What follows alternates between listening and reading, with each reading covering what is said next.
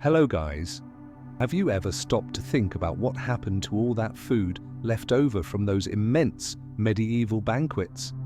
Tonight we're going to explore one of the most fascinating and least told secrets of the Middle Ages, how food waste wasn't really waste at all, but rather the fuel of a surprisingly parallel economy.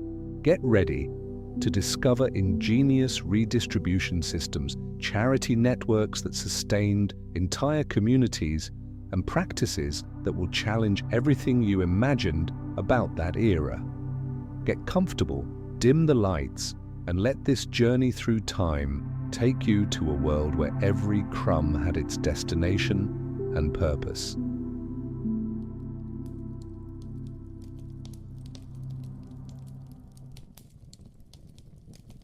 Imagine a winter night in the 13th century. Torches illuminate a large stone hall where dozens of people gather around immense tables. The aroma of roasted meat, fresh bread, and exotic spices fills the air. Servants enter and exit carrying endless trays, while musicians play softly in the background. It's a typical banquet of medieval nobility, a display of power, wealth, and generosity. But here's the question we rarely ask. What happened when the party ended? On the tables, mountains of food remained. Half-eaten breads, pieces of meat barely touched, fruits, cheeses, elaborate pies. In our modern mind, it's easy to imagine that all of this would simply be discarded, thrown to the pigs, or left to spoil. After all, isn't that how we often think about the excess and waste of the elites? The reality, however, was radically different. And understanding this difference reveals to us not only how the medieval economy worked, but also how entire societies organized themselves around scarce resources. In medieval Europe, food was more than just sustenance. It was currency, it was power, it was moral obligation, and above all, it was a resource too precious to waste. Even among the richest, even at the most extravagant banquets, every piece of bread, every bone with meat scraps, every drop of sauce had a carefully planned destination. Let's start with the concept of leftovers in the medieval mindset. Unlike today, where we often see leftover food as something dirty, undesirable, or worthless, in the Middle Ages there existed a complex hierarchy of food. A piece of bread that had been placed on the Lord's table but not consumed was still considered high-quality food. There was no modern notion of contamination simply from having been served. This excess food had a specific name in many European languages. In medieval English, it was called broken meats. In French, reliefs, leftovers, or remains. But these terms didn't carry the negative weight we associate today with the word leftovers. They were legitimate food categories with recognized value and specific destinations. So, where did all this food go? The first destination was the servants and workers of the castle or mansion themselves. On large medieval estates, dozens or even hundreds of people worked daily. Cooks, table servants, guards, stable hands, laundresses, blacksmiths, carpenters. All these people needed to be fed, and a significant part of their compensation came precisely in the form of food. But it wasn't a random distribution. There was a rigid hierarchy even in the leftovers. Servants of higher status, those who served directly at the Lord's table, for example, had the right to the best leftovers. A piece of roasted meat that had been served but not consumed by the nobleman could be the most luxurious meal a servant would eat in weeks.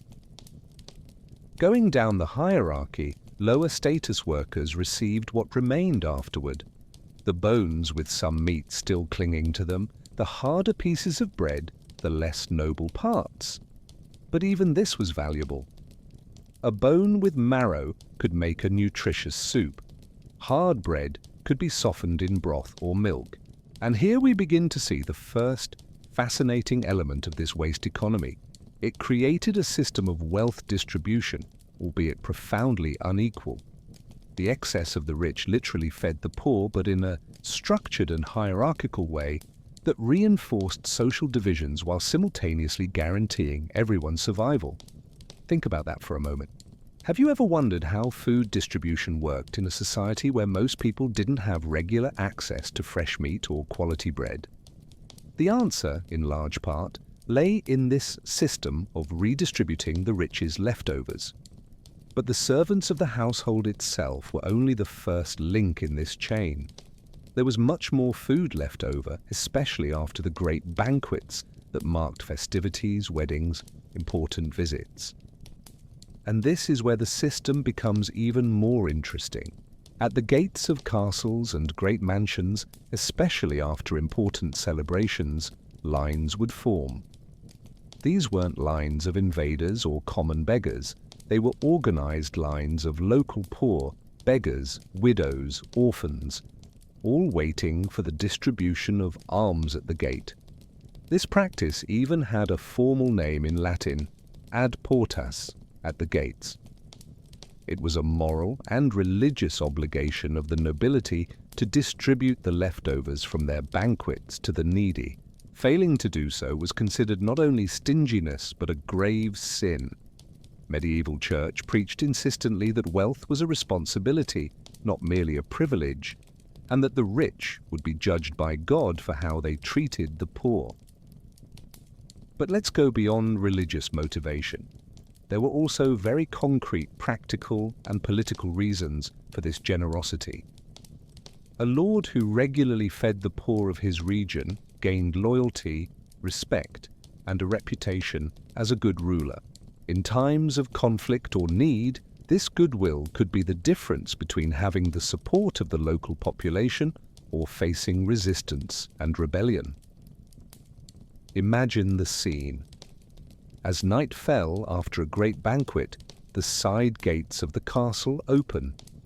Servants emerge carrying large wicker baskets filled with breads, pieces of meat, bruised fruits, cheeses. A line of dozens of people waits patiently, each with their own containers. Clay pots, cloth sacks, small baskets. There's even an order to this distribution. Elderly first, then women with children, then men. Some receive more, others less, depending on their visible need and their position in the local community. A castle servant supervises, ensuring there are no conflicts and that distribution is fair by the standards of the time. For many of these people, this food wasn't a supplement. It was the main meal, sometimes the only one of the day. A piece of meat from a nobleman's banquet could feed an entire family. Breads that for the rich were merely a side dish became the sustenance of days for the poor. Now compare this with our current world. We frequently think that we are more efficient, more conscious, more organized in combating food waste. But are we really? Today in the United States, it's estimated that about 30 to 40% of all food produced is wasted, simply thrown away. Perfectly edible food that goes to landfills while millions go hungry. The medievals, with all their brutal inequality and rigid hierarchies, had at least a system that ensured that almost nothing was completely lost. In our modern abundance, haven't we lost something essential about the true value of food? But the leftovers from noble banquets were only part of the story. There were other massive sources of food surplus in medieval society, and each had its own redistribution systems. And it's by exploring these other sources that we begin to understand the true complexity and ingenuity of the medieval waste economy. If you're enjoying discovering these fascinating secrets of history, consider subscribing to the channel to help us grow this community of curious minds. Turn on notifications so you don't miss any new stories we bring. And tell us in the comments, where are you watching from and what time is it there? It's fascinating for us to know where our community is spread across the world. Medieval monasteries and convents were, in many respects, small, self-sufficient cities. They produced their own food, manufactured their own products, and fed not only the resident monks and nuns, but also travelers, pilgrims, and local poor. And here, the waste economy took on even more impressive dimensions. Unlike the nobles, whose generosity with leftovers was partly ostentation and partly social obligation, The religious had charity as a fundamental principle of their existence. Feeding the hungry wasn't merely a duty, it was one of the central pillars of monastic life, as important as prayer itself. But how did this work in practice? And what does it reveal to us about a society that, despite all its harshness, had sophisticated systems to ensure that no one starved when there was surplus available? Medieval monasteries operated under a rule that may seem strange to us today. The more they gave, the more they received. Not merely in spiritual terms, but also materially. And at the center of this paradoxical economy was food, its production, distribution, and yes, its calculated waste. Let's enter for a moment a typical Benedictine monastery of the 12th century. The structure is imposing, built in grey stone, with extensive gardens, orchards, cultivated fields, and buildings that serve different purposes. There's the church, of course, but also the kitchen, the refectory, the infirmary, the hospice for travellers, and a specific building that particularly interests us, the almonry or almshouse. The almonry was the centre of the monastery's charity distribution. Every day, without exception, the poor of the region knew they could go there and receive food. These weren't leftovers in the sense we discussed before. It was food prepared specifically for distribution beyond the leftovers from monastic meals. But here's the fascinating detail. Monasteries intentionally produced more food than they needed. That's right. The surplus wasn't an accident, it was planned. Why? Because charity was so central to their mission that they budgeted for it the same way they budgeted for their own needs. Think about the logistics of this. A medium-sized monastery might have 50 resident monks, but its kitchens prepared food sufficient to easily feed double or triple that number. The difference went to travellers, pilgrims, local workers, and mainly to the poor who appeared daily at the gates. There was even a specific position in the monastery dedicated to this, the almoner. This monk had the responsibility of managing the entire charity operation. He supervised the daily distribution of food, ensured that the poor were treated with dignity, kept records of who received what, and administered resources specifically designated for charity. The records that survived from some medieval monasteries give us a fascinating window into this operation. At Westminster Abbey in England, 13th century records show that daily distributions included breads, weak beer, safer than water at the time, and occasionally soup or porridge for dozens of poor people. On days of religious celebration, the quantity increased dramatically, but it wasn't merely passive distribution. Monasteries also operated what we might call canteens for the poor. In many cases, there was a space where the needy could sit and eat, not just receive food, take away. This served multiple purposes. It ensured that the food was actually consumed by those who needed it. It created a sense of community, and it allowed monks to identify those in special need: the sick, the elderly, children. And here enters an aspect we rarely consider: the quality of the food distributed. We're not just talking about leftovers or low-quality food. Yes, the leftovers from monastic tables were distributed, but beyond that, fresh bread was baked specifically for the poor. Nutritious soup was prepared in large cauldrons. In some wealthier monasteries, meat was even occasionally distributed. Why such generosity? Part of it was genuinely religious, the sincere belief that serving the poor was serving Christ. But there were also practical elements we cannot ignore. First, monasteries depended on donations. Nobles and the wealthy made generous donations to monasteries that had a good reputation for charity. It was a form of spiritual investment. You gave to the monastery fed the poor, and you gained spiritual credit for it. The more charitable a monastery was known to be, the more donations it received, which allowed even more charity. A virtuous cycle, if you will. Second, monasteries needed labor. Their fields needed to be cultivated, their buildings maintained, their many tasks accomplished. Many of the poor who received regular charity ended up working for the monastery in exchange for additional food or other benefits. It was a symbiotic relationship. Third, and perhaps most important, monasteries served as social stabilizers. In times of famine, poor harvests, or crisis, it was the monasteries that prevented the local population from starving or rebelling. They were, in essence, the social safety net of the Middle Ages. Now let's pause to reflect on something intriguing. Have you noticed how our modern society, with all its technology and wealth, often fails to create these efficient redistribution systems? We have food banks, yes, but they're often underfunded, dependent on volunteers, and struggle to connect surplus with those who need it. The medievals, without computers, without modern logistics, without refrigeration systems, managed to make this work daily. How? The answer lies in something we've lost: the institutionalization of charity. It wasn't optional, it wasn't something you did when you had time or inclination. It was a structural obligation of society. But monasteries weren't the only religious actors in this economy. Parish churches, smaller and closer to communities, also played their role. Each parish had what they called the poor's tithe, a portion of the tithes collected that was specifically designated to feed the needy of the community. The parish priest, or often his wife, yes, many priests were married in practice despite official rules, knew intimately who in his community was in need. Widows, orphans, the sick, the elderly, all had the right to receive part of this tithe, frequently in the form of food.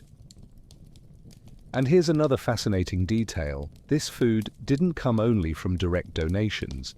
It came also from something called church ales, community celebrations organized by the church where beer was produced and sold, food was prepared, and the profits went to parish charity.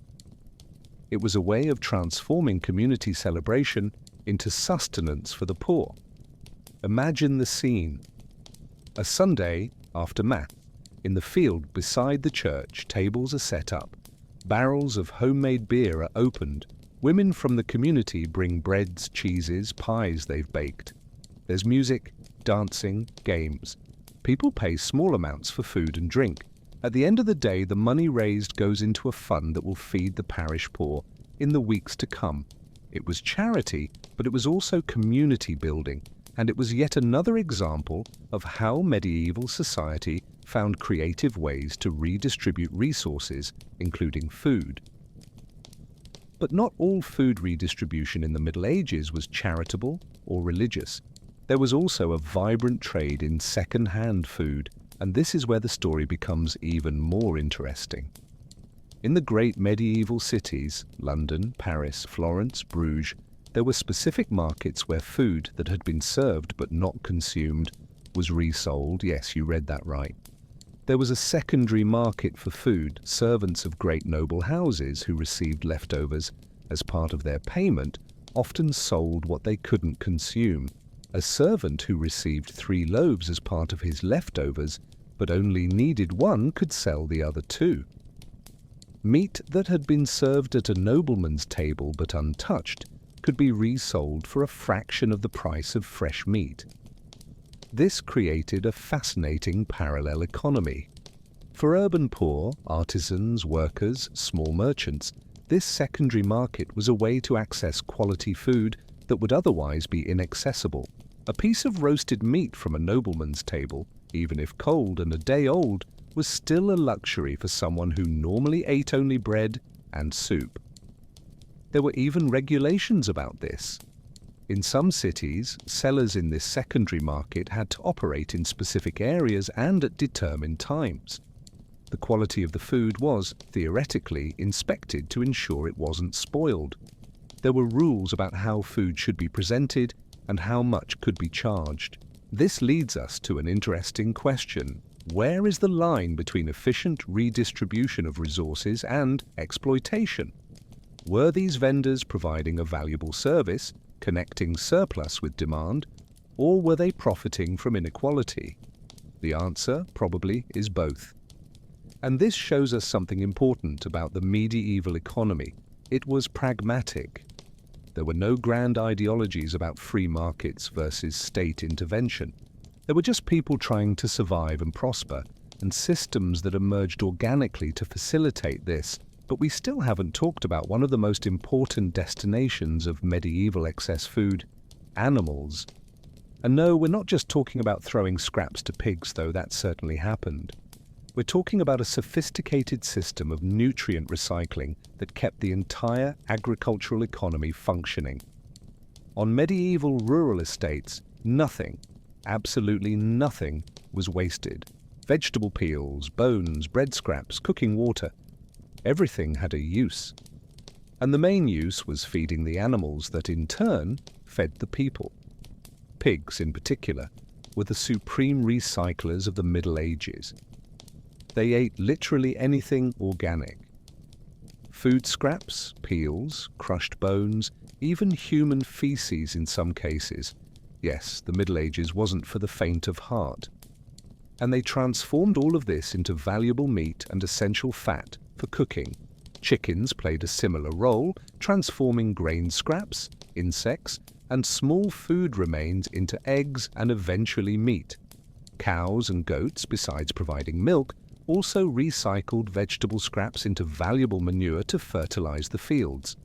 This cycle, human food, generates scraps. Scraps feed animals. Animals provide food and fertilizer. Fertilizer improves harvests. Harvests provide human food. Was the heart of medieval sustainability. Not because they were conscious environmentalists, but because they couldn't afford the luxury of wasting anything. Compare this with our modern food production systems.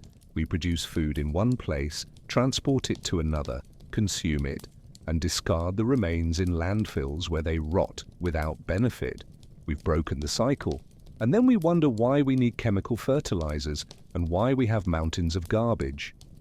The medievals had no choice but to close the cycle. But the result was a system that, within its limitations, was remarkably efficient and sustainable. Now, let's not romanticize too much. Medieval life was harsh, brutal even. Hunger was a constant threat. Disease killed indiscriminately. Inequality was extreme and rigidly maintained. But as far as the use of food resources went, there was an efficiency born of necessity that we've lost in our era of abundance. And this brings us to a deeper question. What happens when scarcity transforms into abundance? We certainly gain in comfort and security, but we also lose something valuable: the intimate knowledge of the true value of things, the creativity born of necessity, the social systems that ensured everyone had at least the minimum. These are questions without easy answers. But exploring how the medievals dealt with food waste gives us a valuable perspective on our own practices and assumptions. There's still much more to discover about this fascinating economy, because so far we've mainly talked about how excess food was redistributed. But what about preservation techniques? How did the medievals ensure that food lasted as long as possible, minimizing true waste, that which cannot be recovered? If you open your refrigerator right now, you'll probably find food that's been there for days, maybe weeks. Milk that lasts 2 weeks, vacuum-sealed meat that stays fresh for days, vegetables in special drawers that slow decay. We have refrigeration, freezing, airtight packaging, chemical preservatives. Food preservation is something we rarely think about. It's just part of the backdrop of our lives. Now imagine living without any of this. Without a refrigerator, without a freezer, without plastic, without modern preservatives. Imagine that the meat you have today will be rotten tomorrow if you don't do something drastic. That milk will sour in hours during summer. That vegetables wilt and rot in days. That bread hardens and molds quickly. Welcome to the daily challenge of medieval life. Food preservation wasn't a convenience in the Middle Ages.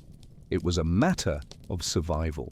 And the medievals developed an impressive arsenal of techniques to make food last as long as possible. Some of these techniques we still use today. Others were forgotten, replaced by modern technology. but all reveal a profound understanding of food chemistry that we often underestimate. Let's start with the most obvious and perhaps most important technique: salting. Salt was white gold in the Middle Ages, literally. Wars were fought over access to salt sources. Entire trade routes existed solely to transport it. Coastal cities prospered with salt production through the evaporation of seawater. Salt mines were strategic resources guarded jealously. Why? Because salt preserved meat and fish for months, sometimes years. And in an era without refrigeration, that meant the difference between eating during winter or starving. The process was laborious but effective. Fresh meat, usually pork, but also beef, lamb, or even goose, was cut into pieces. Each piece was then completely covered with coarse salt, layer after layer. The salt extracted moisture from the meat, creating an environment where bacteria couldn't thrive. The meat was then stored in wooden barrels, completely wrapped in salt. Months later, when you needed meat, you'd remove a piece from the barrel, wash off the excess salt, and soak it in water for hours, sometimes days, to remove the absorbed salt. The result was meat that, while extremely salty and with a different texture from fresh meat, was still nutritious and edible. Fish received similar treatment. Salted cod in particular became an international commodity, caught in northern Europe, salted, and then transported throughout Europe and beyond. Some of the most lucrative medieval trade routes were based on the salted fish trade. But salt wasn't just for meat and fish. Vegetables could also be preserved in brine, extremely salty water. Cabbage transformed into something like sauerkraut. Cucumbers became pickles. Olives were cured in salt. Each culture developed its own variations, but the principle was the same. Salt preserves. You're discovering techniques that our ancestors mastered out of necessity. If these stories are expanding your vision of the past, leave a like on this video. It helps us reach more curious people like you. And since we're talking about preservation, how about preserving your connection with our content? Subscribe and turn on notifications so you don't miss any fascinating stories we bring every week. Now, salt was expensive. Not so expensive as to be inaccessible, but expensive enough that people looked for alternatives when possible. And here enters another fundamental technique: smoking. Smoke, humans discovered thousands of years ago, preserves food. Not as efficiently as salt, but enough to significantly extend the shelf life of meat and fish, and it had the added advantage of adding flavor. In medieval homes, especially rural ones, there was often a smoking chamber, a small room or structure where meat and fish were hung over slow fire. Smoke rose, enveloping the food, depositing chemical compounds that both preserved and flavored it. The process took days, sometimes weeks. Fire had to be maintained constantly, fed with specific woods that produced the right smoke. Oak, beech, applewood, each wood gave a different flavor. Too much heat and the meat cooked instead of smoking. Too little heat and it didn't preserve properly. It was an art that required experience and constant attention. Smoked ham, bacon, smoked sausages, smoked fish. All were products of this technique, and many could last months when well prepared, especially if they were also salted before smoking. But what about dairy products? Fresh milk sours quickly, especially without refrigeration. How did the medievals deal with this? The answer is by transforming it into something more durable. Butter, cheese, and even yogurt, though less common in medieval Europe, were ways to preserve the nutrients of milk for much longer periods. Cheese making, in particular, was a sophisticated science. Milk was curdled using rennet, usually extracted from the stomach of calves. The whey was drained, and the curds were pressed, salted, and then left to mature. The result was a food that could last months, even years in the case of hard cheeses like Parmesan. Each region developed its own cheeses adapted to the local climate, the available milk, cow, goat, sheep, and cultural preferences, but all served the same fundamental purpose, transforming perishable milk into durable food. Butter was also salted for preservation. Fresh butter was a summer luxury. Salted butter, stored in clay pots or wooden barrels, was what sustained people during winter. And here's a fascinating detail we rarely consider. Cheese and butter making also solved another problem. They were ways to store the milk production of summer for consumption in winter. Cows and goats produce much more milk when there's abundant fresh pasture. Transforming that excess into cheese and butter was a way of capturing the abundance of one season for use in another. But it wasn't just animal products that needed preservation. Fruits and vegetables were also abundant at certain times and scarce at others. How did the medievals deal with this? Drying was the most common technique. Fruits, apples, pears, plums, apricots, were cut into thin slices and left in the sun or hung near the fire to dry. The removal of water prevented the growth of bacteria and fungi. Dried fruits could last months and were a valuable source of sugar and nutrients during winter. Herbs were dried and stored for culinary and medicinal use. Beans and peas were left to dry on the plants themselves before harvest, becoming automatically preserved. Grains, wheat, barley, rye, oats were naturally durable when dried and stored properly. But stored properly was the crucial part. Grains had to be kept dry, away from rodents, and in conditions that prevented fungal growth. Medieval barns were designed specifically for this, elevated from the ground to prevent moisture and rats with adequate ventilation, and often with resident cats to control pests. The loss of stored grains to mold, rats, or insects was a disaster. These grains weren't just food, they were the seed for the next harvest. Losing the grain storage could mean starvation in winter and no harvest the next year. That's why proper storage was taken extremely seriously. There were also more specialized techniques. Eggs, for example, could be preserved by coating them with fat or wax, or by submerging them in slaked lime mixed with water.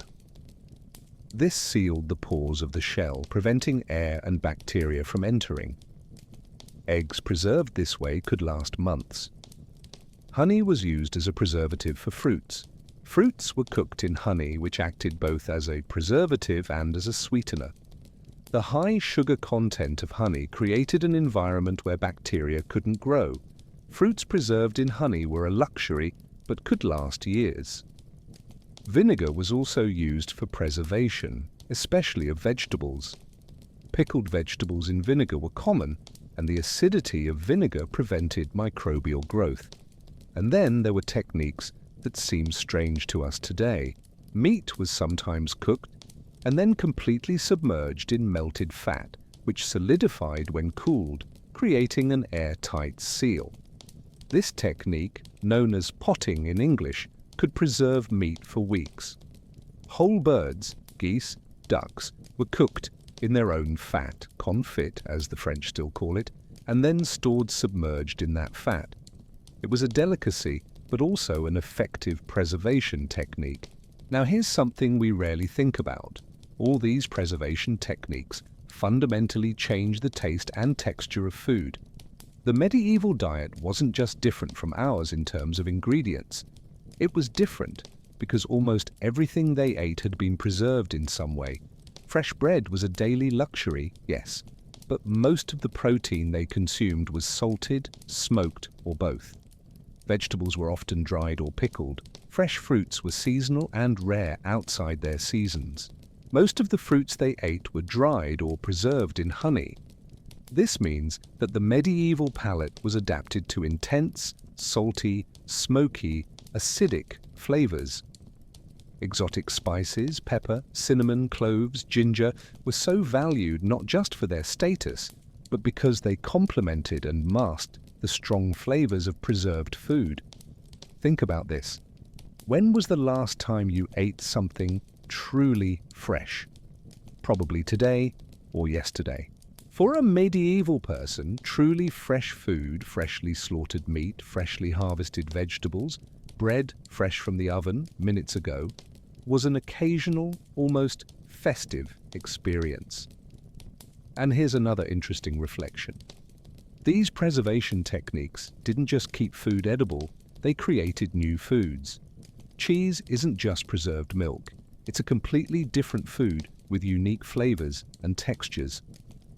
Smoked ham isn't just preserved meat. It's a delicacy in its own right. Pickles aren't just preserved cucumbers, they're a distinct food. Our modern obsession with freshness, as the idea that fresh food is always superior, has made us lose sight of the fact that many of the foods we love most are actually preserved forms.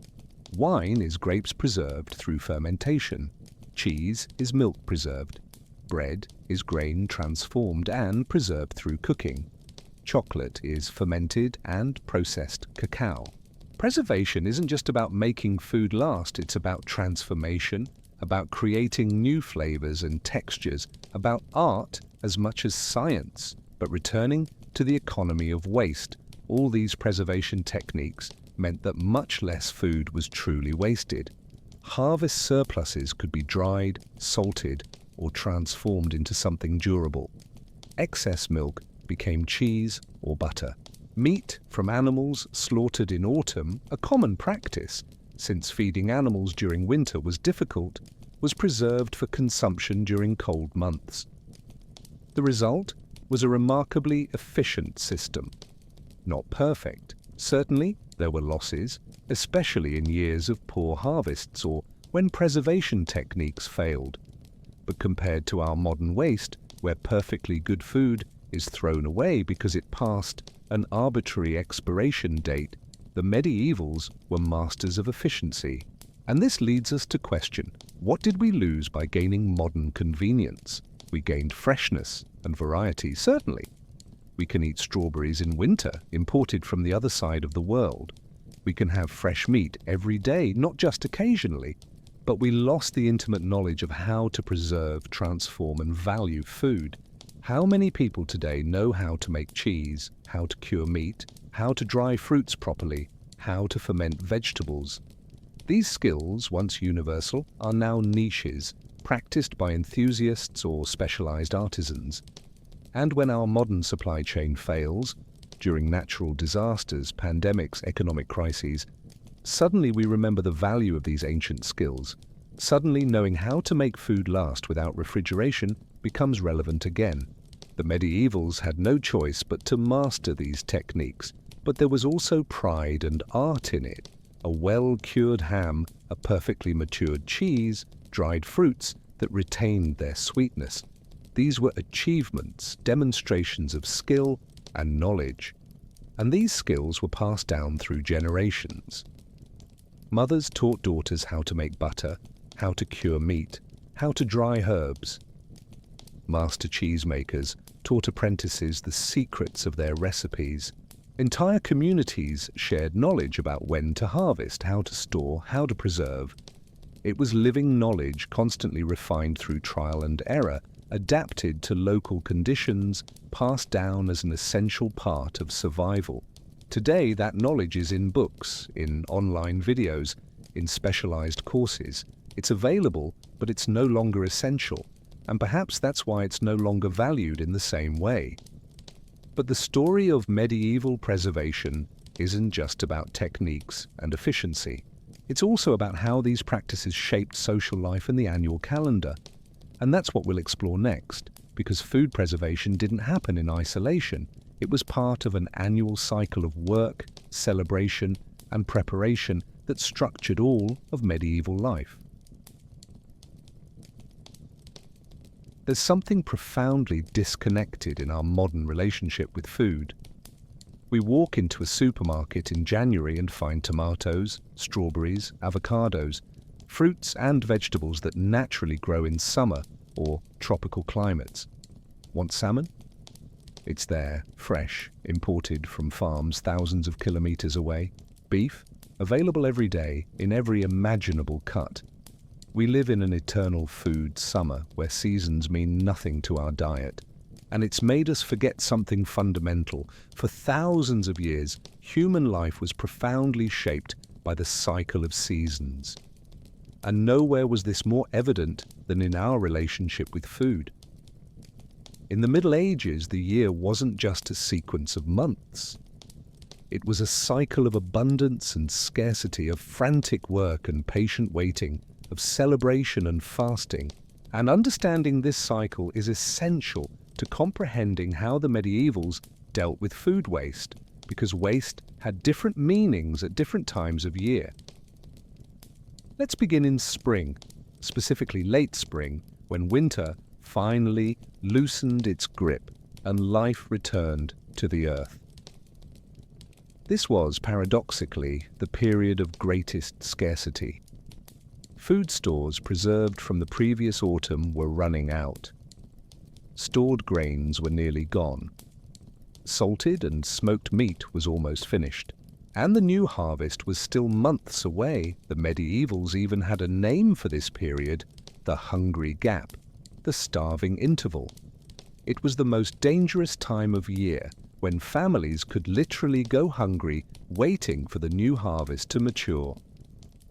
In this period, the concept of waste was unthinkable. Every crumb of bread, every bone with traces of meat, every grain of cereal was precious. The leftovers from noble banquets, which at other times could be distributed generously, were now guarded more carefully. The poor who depended on monastic charity received smaller portions.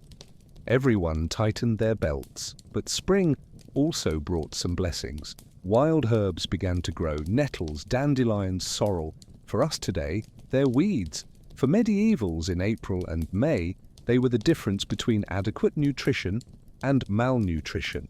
Entire families went out to collect these plants, which were cooked in soups or eaten raw. Eggs also became more abundant in spring, when hens returned to laying regularly after winter. And here's an interesting detail. The Catholic Church prohibited egg consumption during Lent, the fasting period before Easter. But the hens didn't know this and kept laying. So, what to do with all those eggs that couldn't be eaten? The solution was to preserve them using the techniques we mentioned before, submerging in lime, coating with fat. This way, Lenten eggs could be consumed after Easter, when the prohibition ended. And Easter itself was an explosion of celebration, not just religious, but culinary. It was the end of Lenten fasting, when meat, eggs and dairy returned to the menu. Families who had carefully saved their last resources now consumed them in feasting. It was a moment of renewal, of hope, of celebrating survival through another winter. But true abundance began in summer, June, July, August. These were months of plenty. Gardens exploded with vegetables, peas, beans, cabbage, leeks, onions. Fruits began to ripen. Cherries first, then plums, pears, apples. Milk was abundant, with cows and goats producing generously on fresh pasture.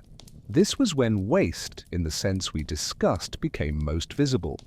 There was simply more food than could be consumed immediately, and it was at this moment that the redistribution and preservation systems we discussed went into maximum action. Vegetables that couldn't be eaten fresh were dried or pickled. Fruits were dried in the sun or preserved in honey.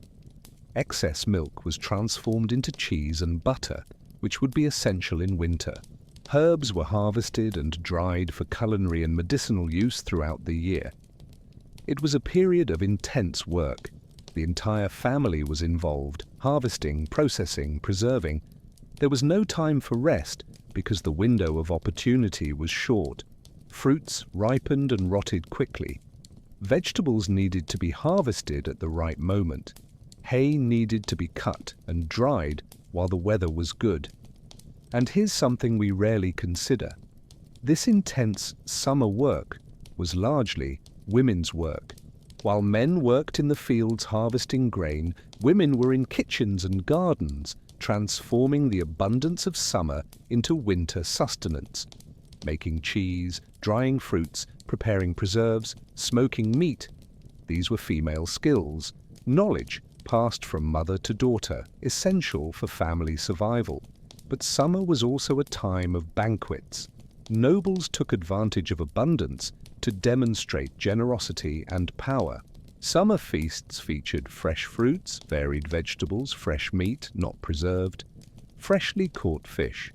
It was a display of wealth. Look, we have so much we can eat everything fresh without needing preserved food. And the leftovers from these summer banquets, as we discussed, fed an entire redistribution chain. But there was an important difference. In summer, these leftovers were often fresh food, not preserved. A piece of freshly roasted meat, freshly cooked vegetables, bread from the day. For the poor who received these leftovers, it was a rare luxury. Then autumn arrived, and with it, the most critical moment of the year, September, October, November. These were the months that determined whether you'd survive the winter. The main grain harvest happened now. Wheat, barley, rye, oats. Everything had to be harvested, threshed, and stored properly. A poor harvest meant hunger. A good harvest meant security. But autumn wasn't just about grain, it was also the time of slaughter. Here's a fact that shocks many modern people. In the Middle Ages, most farm animals were slaughtered in autumn. Why? Because feeding them during winter was extremely difficult. There was no fresh pasture.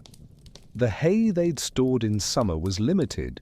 Keeping animals alive during winter meant sharing scarce resources with them. So, in late autumn, what they called Martinmas slaughter happened, the slaughter of St. Martin on November 11th. Pigs, cows, sheep, geese, animals that weren't essential for breeding or work, were slaughtered. It was a moment of sudden and intense abundance of fresh meat. And it was also when all those preservation techniques we discussed went into maximum action. All that meat had to be processed quickly. Salted, smoked, transformed into sausages, preserved in every possible way. It was work for the entire community. Neighbors helped each other. You helped your neighbor slaughter and process his pigs, and he helped you with yours. Specialized skills, making sausages, curing ham properly, preparing blood sausage, were shared and valued. And here's something fascinating. Nothing from the animal was wasted. Absolutely nothing. Meat was obviously the main prize, but everything else had use too. Blood became blood sausage. Intestines became sausage casings. Fat was melted and stored for cooking. Bones were kept to make broth. Skin became leather. Even pig bristles were saved to make brushes. Compare this with the modern meat industry, where significant parts of the animal are discarded or transformed into low-value animal feed. The medievals, by necessity, were masters of total utilization. The autumn slaughter was also an important social moment. There were often community celebrations where fresh meat was shared and celebrated. Because once the meat was salted and smoked, its taste would change completely. So this was the time to enjoy truly fresh meat, a luxury they wouldn't have again until the next autumn. And then winter arrived. December, January, February, March. The dark and cold months when life contracted. The fields lay dormant. The animals that had survived the autumn slaughter were sheltered, eating the stored hay. People gathered around fireplaces, slowly consuming the stores they'd prepared. This was the period of greatest dependence on preserved food, salted and smoked meat, salted fish, hard cheese, bread made from stored grain, dried or pickled vegetables, dried fruits. It was a monotonous, heavy, salty diet, but it was sustenance. Winter was also when charity became most critical. Poor people who didn't have adequate stores depended completely on the generosity of the rich and religious institutions. And here, the redistribution of leftovers we discussed became literally a matter of life and death. Nobles and monasteries that had planned adequately had sufficient stores not just for themselves, but to share. Those who hadn't planned well faced difficult choices: feed their own or help the needy. The church strongly pressured for generosity, especially during Christmas and other winter religious festivals. Medieval Christmas was, in part, a celebration of generosity: banquets where the poor were invited, food distribution at church and monastery doors, lords opening their tables to their servants. But let's be honest, this generosity had limits. In particularly harsh winters or after poor harvests, even the rich felt the pressure, and the poor suffered disproportionately. Winter hunger was a constant reality for many, and here's a dark reflection: the cycle of seasons meant that death also had its seasons. More people died in late winter and early spring, the hungry gap we mentioned. The elderly, children, the sick, those most vulnerable, were the first to succumb when food became scarce. It was a brutal cycle, but also one that everyone understood intimately. You knew that autumn was for preparation, that winter was for careful conservation of resources, that spring was for tightening your belt and waiting, that summer was for intense work and taking advantage of abundance. Now compare this with our modern experience. How many of us think about seasons when we plan our meals? How many of us have to plan 6 months in advance to ensure we'll have enough food? We've completely lost this connection with the natural cycle of abundance and scarcity. And with it, we've also lost the visceral understanding of the value of food, the importance of not wasting, the necessity of preserving and planning. The medievals weren't more virtuous or conscious than us. They simply had no choice. Nature imposed its rhythm, and they had to dance to its music or die. But there was also beauty in it. Each season had its special foods, its celebrations, its work. Life had a rhythm, a structure, a connection to the earth that we've lost.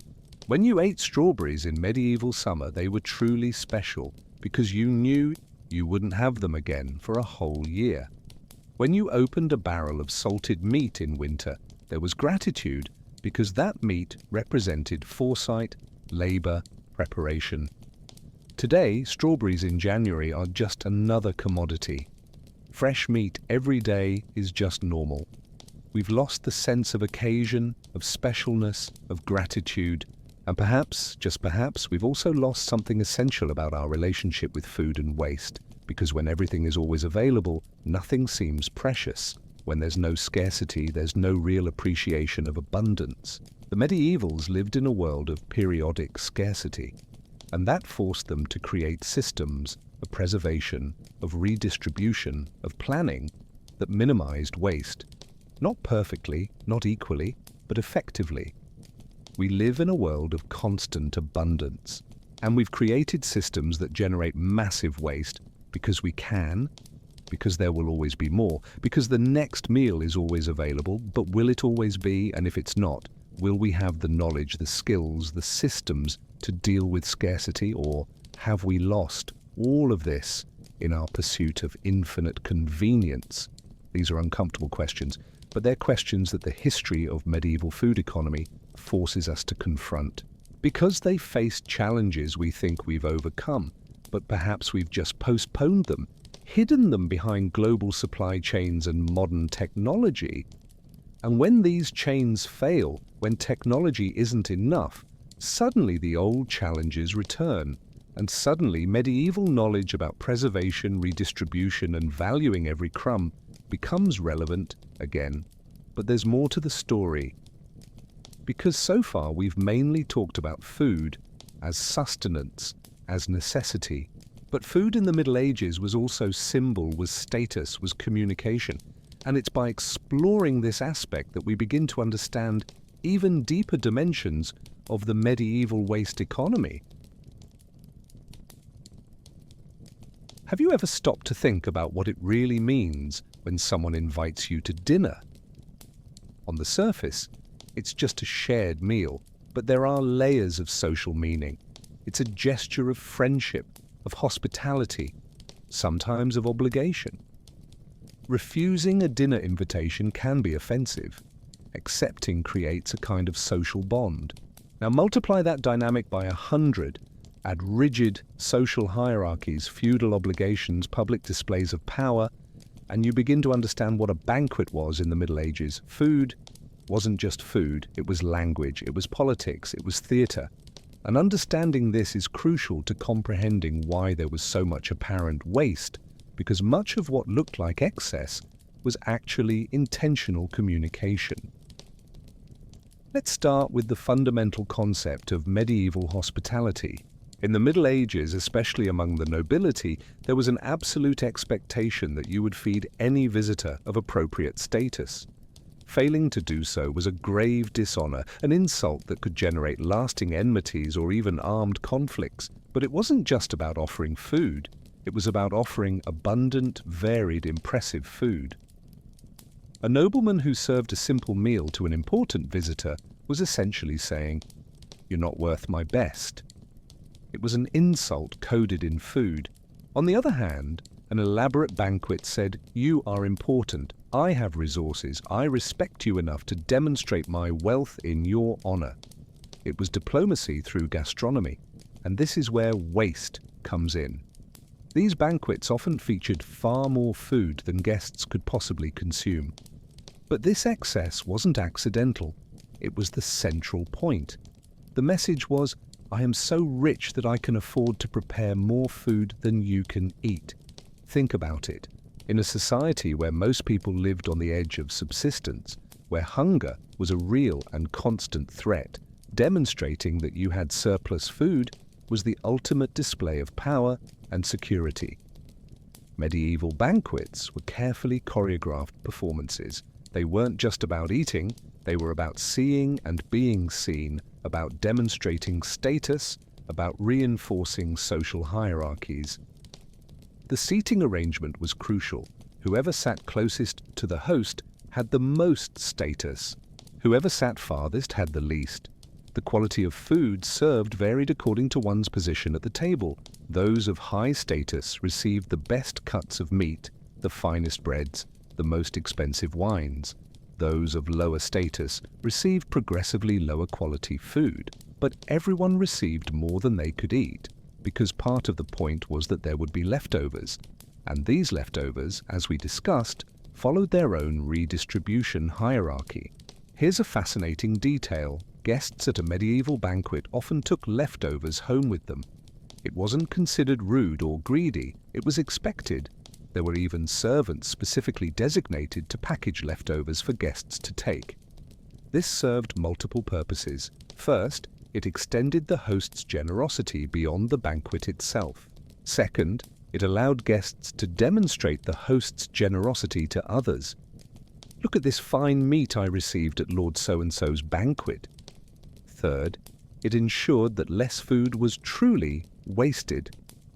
But there were rules. You couldn't just take whatever you wanted. There were protocols about what could be taken, how much, and by whom. Violating these protocols was a serious social gaffe. Now let's talk about something that may seem bizarre to us: the theatrical presentation of food. Elite medieval banquets weren't just about eating delicious food, they were elaborate visual spectacles. Dishes were presented in increasingly extravagant ways, especially from the 14th century onward. There were what they called subtleties, or sotleties, elaborate sculptures made of sugar, pastry, or even molded meat, representing castles, fantastic animals, religious or mythological scenes.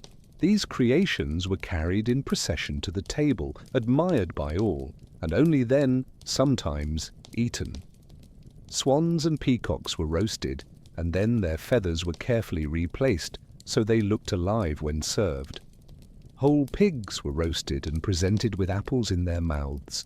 Giant pies were opened to reveal live birds that flew out. Yes, this really happened. Why all this theatre? Because food was entertainment. It was art. It was a way of demonstrating not just wealth, but sophistication, creativity, access to skilled artisans. And here's the interesting part for our discussion of waste. Many of these elaborate presentations were more about appearance than taste. Food was molded, artificially colored, transformed into something visually impressive that might or might not be particularly tasty. Some of these elaborate creations weren't even eaten. They were just for display. After the banquet, they were dismantled and the edible components were redistributed to servants or the poor. But the primary purpose wasn't to feed, it was to impress. This seems incredibly wasteful to us today, using food as decoration, as ephemeral art. But in medieval logic, it made perfect sense. Food was the most valuable resource, so using it to create art demonstrated extreme wealth. It was like building a castle of gold. The point wasn't functionality, it was demonstrating that you could. But let's go beyond elite banquets and talk about community celebrations, because these reveal another dimension of food as social symbol. In medieval communities, there were times in the year when the entire community gathered to celebrate. Successful harvests, religious festivals, weddings, baptisms, all were occasions for community feasts. These feasts functioned differently from noble banquets. They weren't about hierarchy and individual displays of power. They were about community, about reinforcing social bonds, about collective celebration. But food still played a central role. Families contributed what they could. One family brought breads, another brought cheese, another brought homemade beer, another brought a pig or sheep to roast. Everything was shared communally.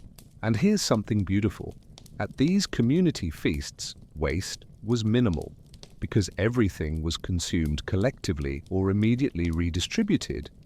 There were no leftovers because the entire community was there to eat.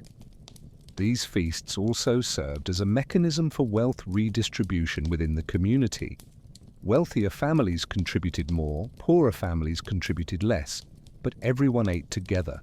It was a way of ensuring that even the poorest had access to quality food occasionally. Compare this with our modern society, where celebrations are often private events, where we eat in restaurants or in our homes, rarely in large community gatherings. We've lost that communal aspect of food, that function of creating and reinforcing social bonds through shared eating. Now let's talk about a darker aspect, food as control.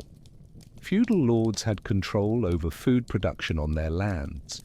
Peasants worked the land, but a significant portion of what they produced went to the lord as rent, tax, or feudal obligation. This meant that the lord literally controlled who ate and how much. In times of abundance, this control was less visible. But in times of scarcity, it became a brutal tool of power. A lord could choose to feed his loyal servants generously and let troublemakers starve. He could use the promise of food to guarantee loyalty, obedience, work. Food was currency, it was reward, it was punishment. The monasteries, which we discussed earlier as centers of charity, also exercised this kind of control. They decided who received charity and how much. Deserving poor, those considered genuinely needy and of good moral character, received more. Undeserving poor, vagabonds, criminals, those considered lazy, received less or nothing. Moral judgment was embedded in food distribution. And this reminds us that medieval charity, however genuine it might have been in some cases, was also a form of social control. It reinforced hierarchies, rewarded conformity, punished deviation. This is uncomfortable to acknowledge, but it's important. The medieval waste economy wasn't just about efficiency or kindness, it was also about power. Who had it, how they exercised it, how food was used as a tool of that power. And here's an uncomfortable question. Is our modern society really so different? Who controls food production today? Large agricultural corporations. Who decides what's cultivated, how it's distributed, who has access? Complex economic systems that most of us don't understand or control. People starve today not because there isn't enough food in the world. There is abundance. They starve because they don't have the economic power to access that food. It's a different form of control, more abstract but no less real. The medievals were more direct about it. The Lord had the granary, you didn't. Simple. Brutal. But at least honest about the dynamics of power. We hide these dynamics behind markets, prices, consumer choices. But in the end, it's still about who has power over food resources and who doesn't. But returning to medieval banquets, there's another fascinating aspect: the role of intentional waste as a demonstration of virtue. It seems contradictory, right? How can wasting be virtuous? But in medieval logic, especially among the nobility, there was a virtue called magnificence, extravagant generosity, the public display of wealth used for the common good. A nobleman who gave elaborate banquets, who fed hundreds of people, who distributed leftovers generously, was demonstrating magnificence. It wasn't seen as waste, it was seen as appropriate use of wealth. The idea was that God had given wealth to certain people not to accumulate selfishly, but to use for the benefit of others. And extravagant banquets, with all their apparent extravagance, were a way of doing this. Of course, there was hypocrisy in this. Many nobles used this logic to justify personal excess, while doing the minimum for the poor. But the idea itself is interesting. The notion that wealth brings obligation, that excess must be shared. Compare this with our modern culture of wealth, where accumulation is often seen as virtue in itself, where billionaires are admired simply for being billionaires, regardless of what they do with that wealth. The medievals, with all their brutal inequality, at least had an ideology that said the rich owed the poor. They didn't always practice this, but the idea was there, embedded in their social and religious structure. We have, what? Optional charity? Philanthropy as a public relations strategy. There's no real obligation, no strong social expectation that wealth should be shared. And perhaps that's why we have so much waste. Because there's no shame in it. There's no social pressure against it. Throwing away perfectly good food isn't seen as a moral or social failure. It's just normal. For a medieval, especially one of elevated status, to be seen wasting food that could feed others would be a dishonor. It would be seen as a failure to fulfill social and religious obligations. For us, it's just Tuesday. We clean out the refrigerator, throw away food that passed the deadline, and don't think twice. Did we lose something essential in this transition? Or did we gain freedom from oppressive obligations? Probably both. But it's worth reflecting on what was lost along with what was gained. There are still more layers to this story of food as symbol and power. Because we haven't yet talked about sumptuary laws, medieval regulations that literally dictated who could eat what based on their social status. And these laws reveal even more about how food, power, and waste intertwined in medieval society. Imagine living in a world where the law literally dictates what you can or cannot eat based on who you are. We're not talking about dietary restrictions for health or religion. We're talking about laws that say, you, peasant, are not permitted to eat swan. You, merchant, can eat pork but not venison. You, nobleman, can eat whatever you want. Sounds absurd, right? Oppressive, invasive. Well, that was exactly the system that existed in much of medieval Europe through what were called sumptuary laws. Sumptuary laws were regulations that controlled conspicuous consumption, what people could wear, what jewelry they could have, what furniture they could have in their homes, and yes, what they could eat. And understanding these laws gives us a fascinating window into how medieval society thought about food, status, and social order. Let's start with the basic concept. Why would anyone create laws about who can eat what? The answer has several layers. First, there was the fundamental belief that medieval society was ordered by God in a fixed hierarchy. Kings at the top, then nobles, then clergy, then merchants and artisans, and finally peasants at the base. Each group had its designated place, and stepping out of that place was seen as defying divine order. Food was one of the most visible ways to demonstrate status, so controlling who ate what was a way of keeping social divisions visible and clear. If a wealthy peasant could eat the same delicacies as a poor nobleman, how would you know who was who? The social hierarchy would become confused, and that was seen as dangerous. Second reason, economics. Certain foods were scarce or expensive, imported spices, for example, or certain types of game meat. If everyone could buy and consume these items, prices would rise and nobles would have to compete economically with wealthy merchants. Sumptuary laws were in part economic protectionism for the aristocracy. Third reason, morality. There was a genuine belief that excess and luxury were sinful, that they led to moral decay. Limiting consumption of luxuries was seen as moral protection of society. Of course, this protection was applied selectively. Nobles could have luxuries because their high status meant they could handle them without moral corruption. Common people couldn't. The hypocrisy is obvious to us today, but it made sense within medieval logic. So, what exactly did these laws say about food? It varied by country and period, but there were common patterns. In England, for example, 14th century laws specified that peasants and workers could eat meat and fish only once a day, and only the cheapest types. Game meat, venison, wild boar, swan, heron, was strictly reserved for the nobility. In France, there were regulations about how many dishes could be served at meals based on social status. A duke could have 10 dishes, a knight could have 6, a wealthy merchant could have 3, and so on. In Italy, city-states like Venice and Florence had detailed laws about banquets, limiting not just what could be served, but how many guests could be invited, how much could be spent, even what type of table decoration was allowed. And here's the fascinating detail.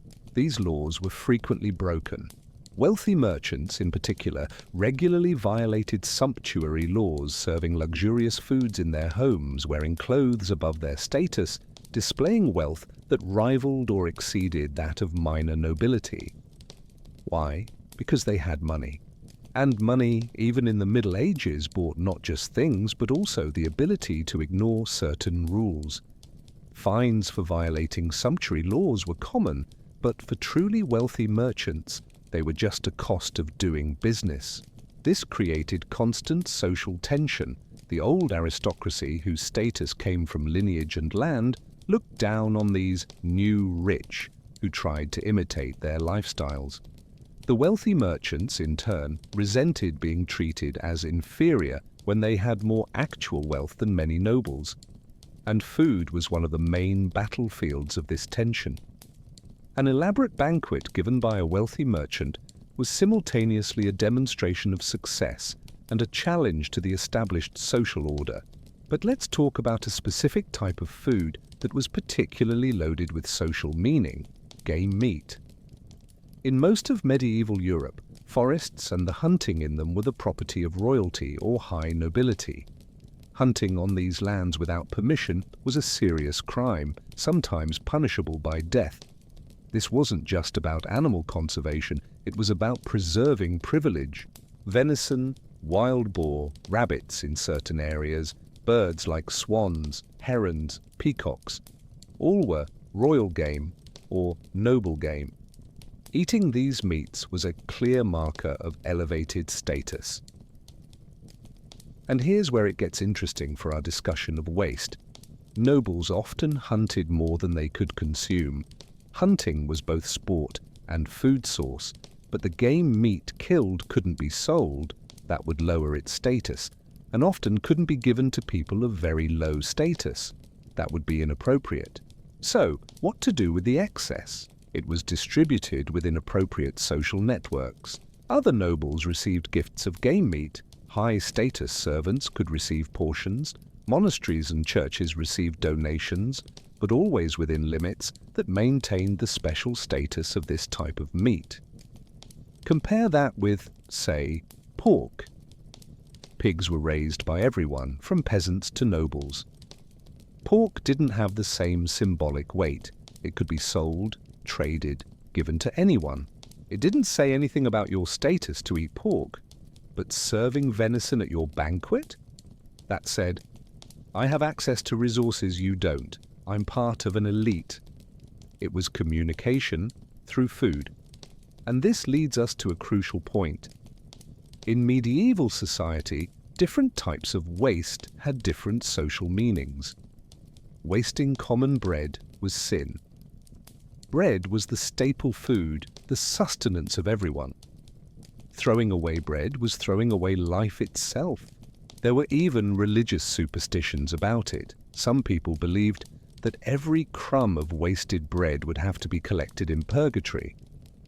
But wasting game meat by serving more than guests could eat, that wasn't seen as waste. It was appropriate generosity, demonstration of magnificence, fulfillment of social obligations. The morality of waste was, therefore, contextual and class-based. What was sin for a peasant was virtue for a nobleman. This seems profoundly unjust to us today, and it was, but it also reveals something about how societies construct meaning around food. Food is never just food. It's always also symbol, communication, marker of identity. We today have our own versions of this: organic food, artisanal food, exotic ingredients. All function as status markers. Someone serving imported quinoa and controlled origin olive oil is communicating something about their socio-economic status, just as a medieval nobleman serving roasted swan was. The difference is that we don't have formal laws about it, but we have economic barriers that function similarly. High-quality food is expensive. Not everyone can access it. And consuming that food communicates belonging to a certain socio-economic group. So perhaps we're not as different from the medievals as we like to think. But returning to sumptuary laws, there was another fascinating aspect: regulations about feasts and banquets. In many medieval cities, there were legal limits on how elaborate a wedding banquet could be, how many guests could be invited, how many dishes could be served. Why? Part was about maintaining social hierarchies, not allowing common families to have celebrations that rivaled those of the nobility. But part was also practical. There was genuine concern that families would go dangerously into debt trying to impress with elaborate feasts. There was concern that community resources would be wasted in futile social competition. And here's something that might surprise you. These laws were sometimes supported by the very people they restricted, because they created a socially acceptable excuse for not spending beyond your means. I'd love to serve 10 dishes at my daughter's wedding, but the law only allows 5. It was a way of saving face while saving money. It was social control, yes, but it was also, in a way, social protection against the pressures of maintaining appearances. Think about how this relates to our modern society. We don't have sumptuary laws, but we have intense social pressures around weddings, parties, celebrations. People go into debt to have the perfect wedding, the appropriate party, and there's no legal or social structure that gives them permission to do less. Maybe there was something to be said for having socially agreed upon limits on excess, not in the oppressive, class-based way of medieval sumptuary laws, but some form of collective agreement that we don't need to compete through conspicuous consumption. But I'm digressing. Let's return to the question of waste. Sumptuary laws, paradoxically, both reduced and increased waste. They reduced it by limiting the excess of certain groups, but they increased it by forcing the excess of other groups.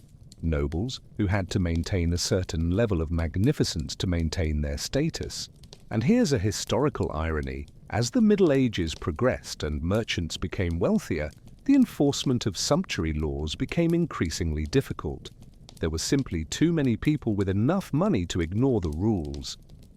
By the late Middle Ages and early modern period, many sumptuary laws were abandoned.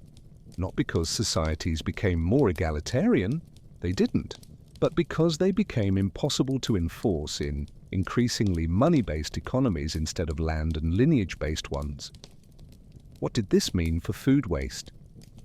It meant that more people could participate in the type of conspicuous consumption that was once reserved for nobility. It meant that elaborate banquets, exotic food, displays of abundance spread to broader classes. It was democratization of excess, if you will. Or it was the expansion of waste to broader layers of society, probably both. And it established patterns that eventually led to our own modern habits of consumption and waste. But there's one more dimension of sumptuary laws we need to explore: religious regulations about food. Because medieval church had its own elaborate rules about what could be eaten, when, and by whom. And these rules interacted in fascinating ways with secular laws and with the economy of waste. If you're like most modern people, you eat basically whatever you want, whenever you want. Of course, there are restrictions: budget, availability, maybe personal dietary choices or health restrictions. But there's no external calendar telling you, today you can't eat meat, tomorrow you can, next week no dairy. For a medieval person, that external calendar didn't just exist, it completely dominated their relationship with food. The Catholic Church, which was the dominant religious force in medieval Europe, had elaborate rules about when and what to eat. And these rules shaped everything, from agricultural production to waste patterns. Let's start with the basic concept: fasting days versus feast days. The medieval liturgical calendar divided the year into periods of fasting and periods of celebration. And fasting didn't necessarily mean eating nothing, it meant restrictions on what could be eaten. The most important rule was about meat. On fasting days, eating meat from warm-blooded animals was prohibited. This included beef, pork, lamb, poultry. But fish was allowed because in medieval logic, fish were cold-blooded creatures and therefore didn't count as meat. How many days a year were fasting days? Prepare yourself. About half the year. Every Wednesday, Friday, and Saturday were fasting days. All of Lent, 40 days before Easter, Advent, the weeks before Christmas, various other feasts and periods throughout the year. This means that a devout medieval Christian spent approximately 180 days a year without eating meat. Half the year. Now think about the economic implications of this. The demand for fish was enormous. The medieval fishing industry was one of the most important in the European economy, driven largely by these religious rules. Fresh fish was consumed near coasts and rivers, but inland, salted or smoked fish was the norm. Remember the salted cod we mentioned before? Its economic importance was directly tied to fasting days. Salted cod was accessible protein for fasting days, but there was also an entire industry dedicated to finding loopholes in the rules. Beavers, for example, were classified as fish by some religious authorities because they spent much time in water. So, beaver meat could be eaten on fasting days. The same went for some aquatic birds. There were serious theological debates about what exactly counted as meat. It was more about the letter of the law than the spirit, finding ways to have variety in diet even during fasting periods.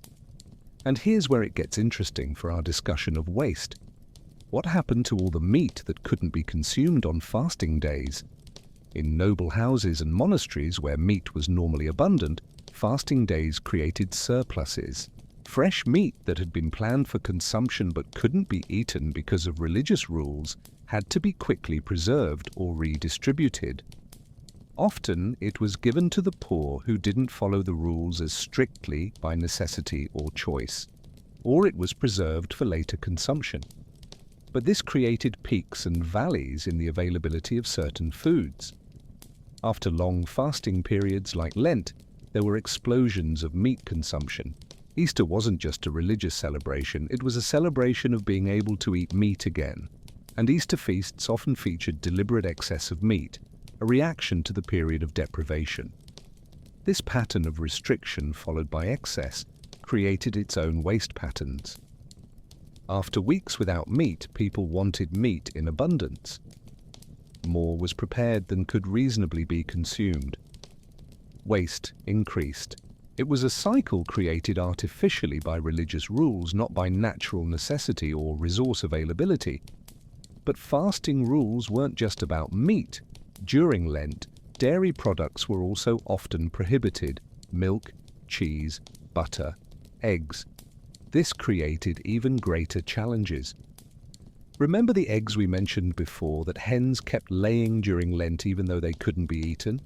This created an entire industry of egg preservation, specifically to store Lenten eggs for post-Easter consumption.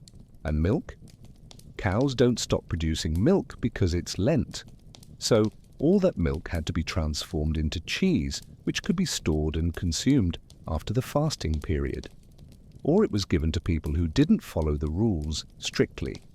This meant that cheese production had seasonal peaks tied not to milk availability, but to the religious calendar.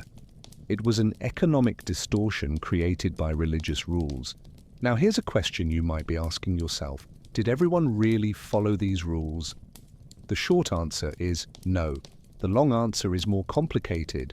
For the nobility and those in public positions, following fasting rules was important for maintaining reputation. Being seen eating meat on a Friday could be social scandal. So, publicly, the rules were followed, but there were loopholes. The wealthy could buy dispensations, special permissions from the church to break fasting rules for reasons of health or other circumstances. These dispensations were technically for legitimate cases, but in practice, they could be purchased. For peasants and workers, enforcement was more relaxed. If you were doing heavy physical labor, some flexibility was expected. And frankly, the church knew that strictly enforcing rules on people already living at subsistence level was impractical. But social pressure was real. Medieval communities were small and everyone knew what everyone was doing.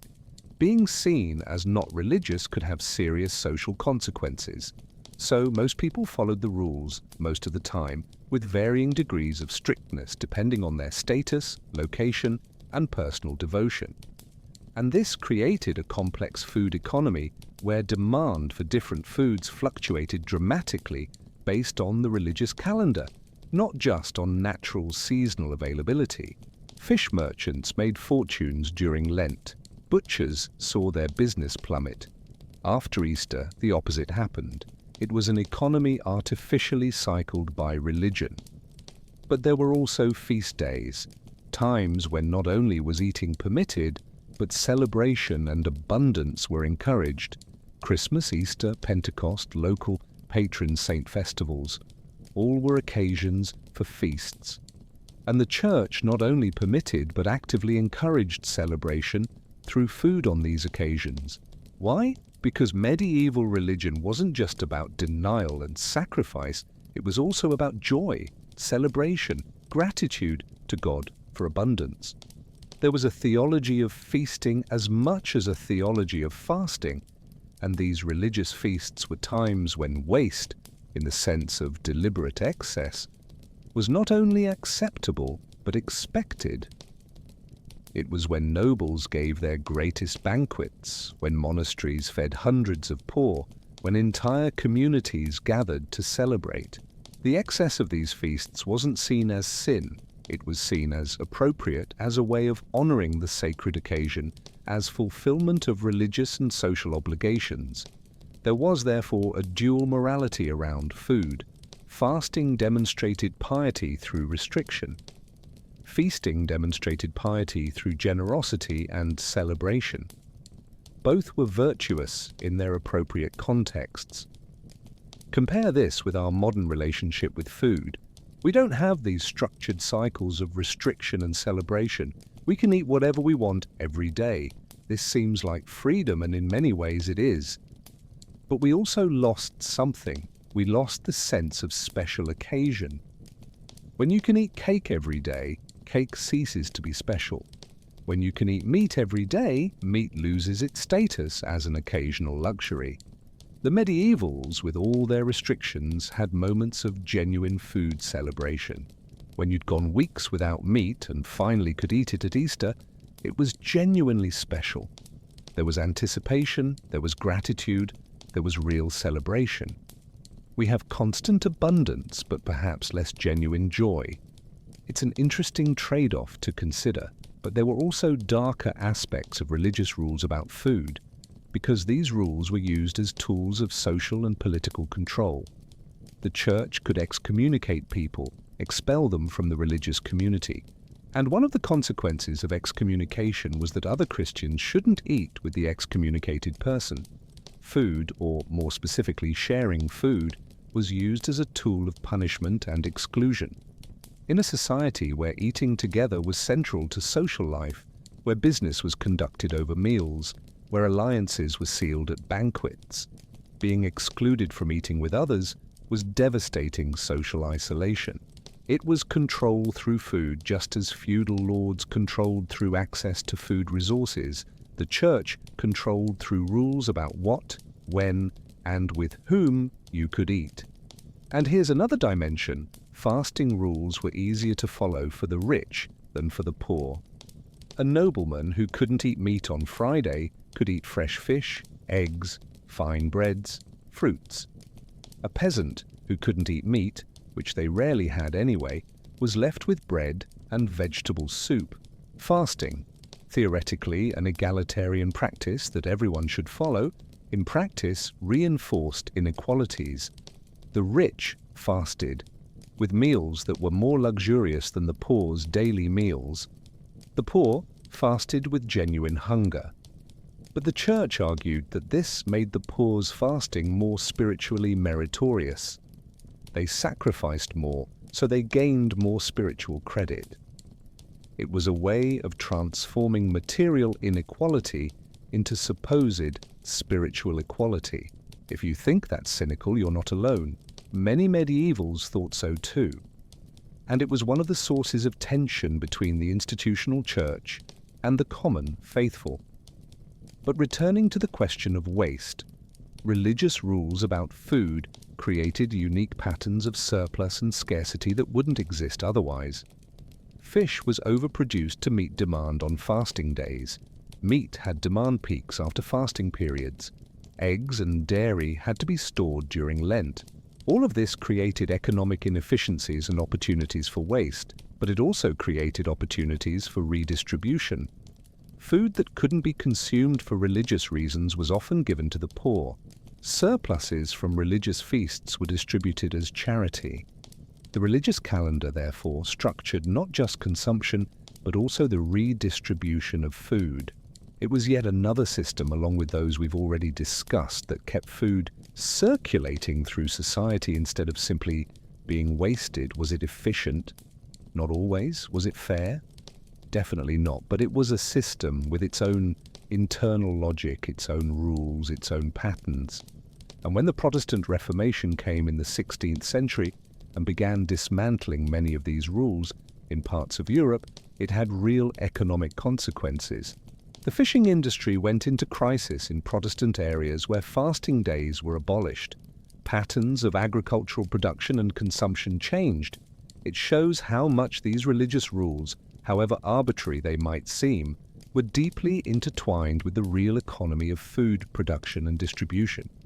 But we still haven't finished exploring all medieval systems for dealing with food surplus, because there's a dimension we haven't adequately touched yet: the role of domestic animals and organic recycling in the medieval economy. And that's what we'll explore next, revealing how the medievals closed the nutrient cycle in ways we've completely forgotten. Open your trash can today and look inside. What do you see? Probably plastic packaging, food scraps, maybe fruit peels, leftovers from meals that weren't consumed. All mixed together, destined for a landfill where it will slowly rot, releasing methane, benefiting no one. Now imagine the trash of a medieval family. Wait, they didn't have trash cans, because they didn't have trash, not in the sense we understand it. Everything had a use, a destination, a purpose. The concept of throwing away simply didn't exist in the same way. Let's explore how this worked, because this is where the medieval economy of waste reveals its true sophistication. It wasn't just about redistributing food to humans, it was about completely closing the nutrient cycle, ensuring that nothing of organic value was lost. Let's start with pigs. We mentioned before that pigs were the supreme recyclers of the Middle Ages, but it's worth exploring this in more depth. Pigs are omnivores. They eat literally anything organic. And in the Middle Ages, this was exploited to the maximum. Every house, from the grandest castle to the humblest cottage that had space to keep a pig, kept at least one. Why? Because a pig transformed all your food scraps, peels, leftovers, even human waste in some cases, into valuable meat and essential fat. It was the most efficient waste converter that existed. Think about the economics of this. You have vegetable peels you can't eat, bread that's gotten too moldy even for you, dirty dishwater that contains grease and food bits, leftover beer from home brewing, leaves and stems from plants you've grown, even human feces. All of this goes to the pig. And 6 months to a year later, you have 100 to 150 kilos of meat and fat. It's alchemy, transforming what has no value into something extremely valuable. And it wasn't just on rural farms. Medieval cities were full of pigs. They wandered the streets eating organic garbage that people threw out. It was the city's waste management system powered by pigs. There were even regulations about this. In some cities, there were limits on how many pigs you could keep. There were rules about where they could roam. There were disputes about pigs that caused problems, knocking people over, entering houses, eating things they shouldn't, but the system worked.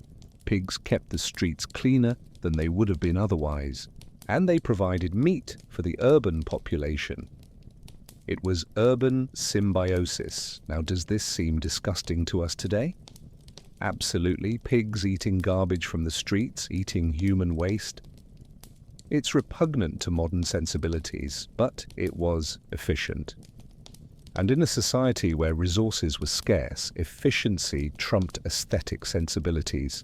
And here's something interesting. The meat from these urban pigs, fed on garbage, was considered lower quality than meat from rural pigs fed on acorns and grain scraps. There was hierarchy even in pork, but even lower quality pork was valuable. It was protein, it was fat for cooking, it was sustenance. Chickens played a similar role, though on a smaller scale. They ate grain scraps, insects, small food remains, and they produced eggs regularly, besides eventually providing meat.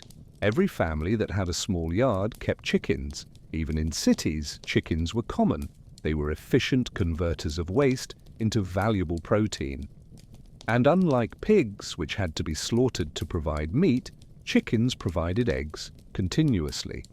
It was a constant return on the investment of feeding them scraps.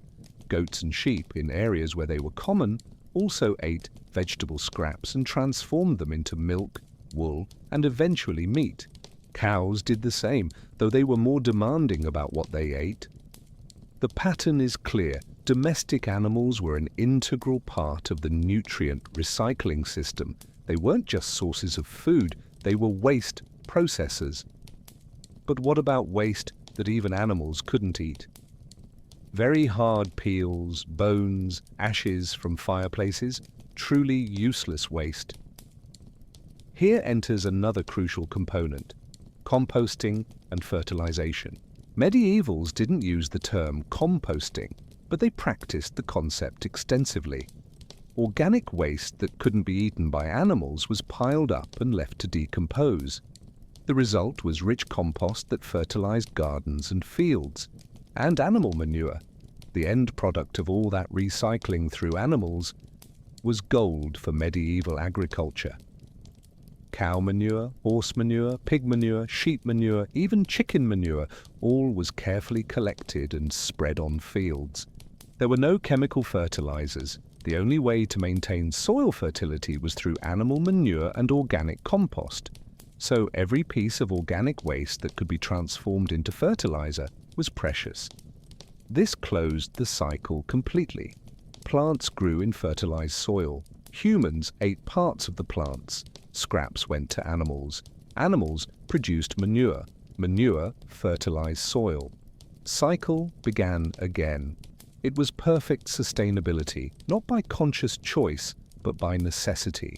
There was no other option. Compare this with our modern agriculture. We grow plants using chemical fertilizers derived from fossil fuels. We harvest, we transport far away, we eat, we throw scraps in landfills, we buy more chemical fertilizers. We've broken the cycle completely. And then we wonder why our soils are degrading, why we need ever more fertilizers, why we have mountains of organic waste rotting in landfills. The medievals, without understanding the science behind it, intuitively kept the cycle closed. We, with all our science, deliberately broke it in the name of efficiency and scale. But there's more. Let's talk about bones. Animal bones, after meat was removed, had multiple uses. Large bones were broken to extract marrow, a rich source of fat and nutrients. Then the bones were boiled repeatedly to make broth. Bone broth was the base for soups and stews, providing nutrients and flavor. After every possible culinary use was extracted, bones still had value. Burned bones produced bone ash used in various applications, as fertilizer, in certain artisanal industries, even in folk medicine. Bones were also transformed into tools, buttons, game pieces, decorative objects. Artisans specialized in bone work transformed what we might consider waste into valuable products. Animal horns and hooves had similar uses. Horns became drinking vessels, horns for signaling, even translucent windows when cut thinly. Hooves were boiled to make glue. Hides and leather, obviously, became clothes, shoes, bags, parchment for writing. Even intestines had use, as casings for sausages, as strings for musical instruments. Bird feathers became pillows, mattresses, insulation. Goose feathers were especially valued for writing. The pattern is absolutely clear. Every part of every animal had use. Nothing was wasted. Not from virtue, but from economic necessity. And this extended beyond animals. Plants were also used completely. Grain straw, after harvest, became roof thatch, bedding for animals, insulation material, even simple footwear. Tree bark was used in leather tanning.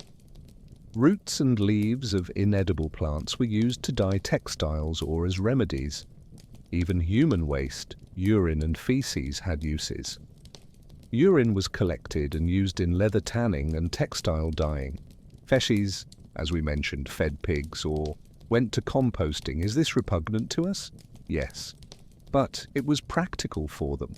And it was, objectively, more sustainable than our modern systems where human waste is mixed with clean water and sent to expensive treatment plants. Now, I'm not romanticizing this. Medieval sanitary conditions were terrible by modern standards. Diseases were rampant. Life expectancy was low. But as far as nutrient recycling and waste minimization go, they had systems that worked. Systems that kept resources circulating instead of accumulating as garbage. And here's a profound reflection. Why did we lose these systems? The obvious answer is that we don't need them anymore. We have abundance. We have technology. We can afford to waste, but there's a hidden cost to this. Our landfills are overflowing. Our soils are degrading. We're depleting non-renewable resources to make fertilizers. We're creating massive pollution through waste that could be recycled. The medievals had no choice but to recycle everything. We have a choice, and we choose not to. And we're beginning to pay the price for that choice. There are modern movements trying to recover some of these practices. Home composting is becoming more popular. Some people keep chickens in urban yards. Regenerative agriculture is trying to close nutrient cycles again. But these are niches practiced by enthusiasts. They're not universal systems like they were in the Middle Ages. And maybe they can't be. Not at our scale of population and urbanization. But maybe there are lessons we can learn. Maybe there are ways to reintegrate some of these principles into modern systems.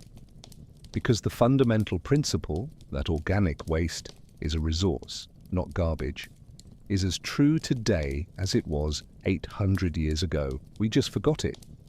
The medievals knew viscerally that wasting organic resources was wasting life itself, because they saw directly the connection between the compost they put in the soil and the food that grew, between the scraps they gave to pigs and the meat they ate months later. We've lost these direct connections. Our food comes from supermarkets, not from our own fields and animals. Our garbage goes on trucks that take it away to places we never see. The connections are broken, invisible, and when the connections are invisible, it's easy not to value the cycle. It's easy to throw away perfectly good food because it passed an expiration date by a day. It's easy not to think about where it goes or what it could have been. The medievals didn't have the luxury of that disconnection. They lived intimately with the entire cycle, and that forced them to value every part of it. But there's another aspect of this recycling economy we need to explore: the role of communities and cooperation. Because although each medieval family tried to recycle and reuse everything they could individually, there were also community systems that amplified this efficiency. In villages and hamlets, there were often common areas where community animals grazed together. Pigs were let loose in communal forests to eat acorns in autumn. Cows and sheep grazed in common fields. This meant that even families that couldn't keep animals year-round could still participate in the system. You could have the right to keep a pig on communal lands even if you didn't have enough of your own land to feed it. It was a socialization of recycling resources, if you will. The community collectively maintained the systems that transformed waste into resources. There was also cooperation on tasks like large-scale composting, collection of manure from roads and common areas, even sharing of animals for breeding. It wasn't pure altruism, it was enlightened self-interest. Everyone benefited when recycling systems worked efficiently, so everyone contributed. Compare this with our modern communities, where recycling is often seen as individual responsibility, where there are no strong community systems for composting or reuse, where everyone is on their own. We've lost not just the medieval recycling techniques, but also the community structure that sustained them. And here's another dimension: knowledge. Knowing how to keep pigs, how to compost effectively, how to use every part of an animal, how to transform waste into resources. All of this was essential knowledge transmitted through generations. Children grew up seeing and participating in these processes. By age 10, a medieval child knew more about organic recycling and resource management than most modern adults. It was practical knowledge, embedded in daily life. It wasn't something you learned from books or classes, it was something you lived. Today, that knowledge is specialized. Farmers know, sustainability enthusiasts know, but the average person has no idea how to close the nutrient cycle, how to transform kitchen waste into fertilizer, how to keep animals that recycle waste. We've lost essential knowledge in just a few generations, and recovering it isn't trivial. It's not just information, it's practical skill that requires experience. But perhaps the most fascinating aspect of all this is the following: the medievals didn't think about what they did as recycling or sustainability. They didn't have these concepts. They weren't trying to save the planet or be ecologically conscious. They were just trying to survive. And survival required not wasting anything. It's only in retrospect, comparing with our wasteful modern systems, that we see what they did as sophisticated and sustainable. They weren't virtuous, they were practical. But the result of their pragmatism was a system that worked in harmony with natural cycles in a way our modern systems don't.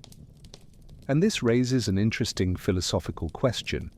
Is it better to do the right thing for the wrong reasons, or do the wrong thing for the right reasons? The medievals recycled everything, not because they cared about the environment, but because they were poor and couldn't waste. We waste massively despite knowing it's harmful to the environment because we can afford to. Who is right? Who is wrong? The answers aren't simple, but what's clear is that there are lessons in the medieval recycling economy that remain relevant. Lessons about closing nutrient cycles, about valuing organic resources, about community cooperation in waste management, about transmitting practical knowledge through generations. We can't, and probably shouldn't, completely return to medieval methods. But we can integrate their principles into modern systems: community-scale composting, regulated urban chicken keeping, systems that transform food waste into animal feed or fertilizer, education about nutrient cycles and sustainability. All of these are ways to recover medieval wisdom in modern contexts. Because in the end, the fundamental lesson is simple. On a planet with finite resources, waste is not sustainable in the long run. The medievals knew this viscerally. We forgot. But we're beginning to remember as we face environmental crises of our own making. And perhaps, just perhaps, looking back at how past societies dealt with resources can help us imagine more sustainable futures. But the story of the medieval waste economy has even more layers, because we haven't yet talked about how all this changed over time, how the end of the Middle Ages saw transformations that eventually led to our modern systems. And it's that transition, that shift from an economy of scarcity to one of growing abundance that we'll explore next. Have you ever wondered exactly when we started wasting food the way we do today? When the transition happened from a society where every crumb was precious to one, where we throw away tons daily? The answer isn't simple because it wasn't a sudden change. It was a gradual transition that began in the late Middle Ages and accelerated through the following centuries. And understanding this transition helps us comprehend how we arrived where we are today. Let's go back to the 14th century, a period of dramatic changes in Europe. And the most dramatic change of all was a tragedy, the Black Death. Between 1347 and 1353, bubonic plague swept across Europe, killing between 1/3 and 1/2 of the population. It was devastation on an unimaginable scale. Entire villages were wiped out, cities lost half their inhabitants, families were destroyed. But here's something we rarely consider. The Black Death fundamentally changed the economy of food. Before the plague, Europe was overpopulated relative to its agricultural production capacity. There were too many mouths to feed and insufficient land. This meant that most people lived at subsistence level. Any poor harvest meant famine. After the plague, suddenly there were fewer people, but the same amount of land. This meant there was more land available per person, more resources per person, more food per person. The plague's survivors found themselves paradoxically in a better economic situation than before. Workers could demand higher wages because there was a shortage of labor. Peasants could negotiate better terms with lords because there was abundant land and few to work it. And this meant that more people had access to better food. Meat, which before was an occasional luxury for most, became more common. Wheat bread, once reserved for the rich, became accessible to more people. It was the beginning of a transition from extreme scarcity to relative abundance. And with abundance comes change in the relationship with waste. When you're starving, every crumb is precious. When you have enough, you start to be more selective. You start to discard what isn't ideal. You start slowly to waste. It wasn't immediate change. The habits of centuries of scarcity don't disappear in one generation. But the seeds of change were planted, and there were other changes happening simultaneously. Trade was expanding. Trade routes connected Europe with the Middle East, North Africa, and eventually, after 1492, with the Americas. This meant that exotic foods, spices, sugar, new types of fruits and vegetables were becoming more available. Not for everyone, certainly. but for a growing class of wealthy merchants and urban bourgeoisie. And here's where it gets interesting. These new foods didn't come with the same cultural meanings and restrictions that traditional foods had. There were no centuries of tradition saying you couldn't waste sugar the way you couldn't waste bread. So attitudes toward waste began to fragment. Traditional foods still carried moral weight. Wasting bread was still sin. But new foods, the rules were less clear. Moreover, sugar in particular began to fundamentally change European cuisine. Once scarce and extremely expensive, sugar began to become more available through trade and eventually through plantations in the colonies. And sugar preserves, fruits in sugar syrup last months, jams, jellies, candied fruits, all were preservation forms that depended on sugar. This meant that fruits, which before had to be consumed quickly or dried, could now be preserved in more palatable ways. Fewer fruits were wasted, but also more sugar was being consumed, changing diets and palates. Another crucial change was happening in agriculture. New techniques were being developed and disseminated. The three-field crop rotation, which already existed, was being refined. New types of plows were increasing productivity. Draining of swamps was creating new agricultural land. The result was gradual increase in food production. Not dramatic, not revolutionary yet, but steady. And with more production came more food security and eventually more waste. But perhaps the most significant change was happening in cities.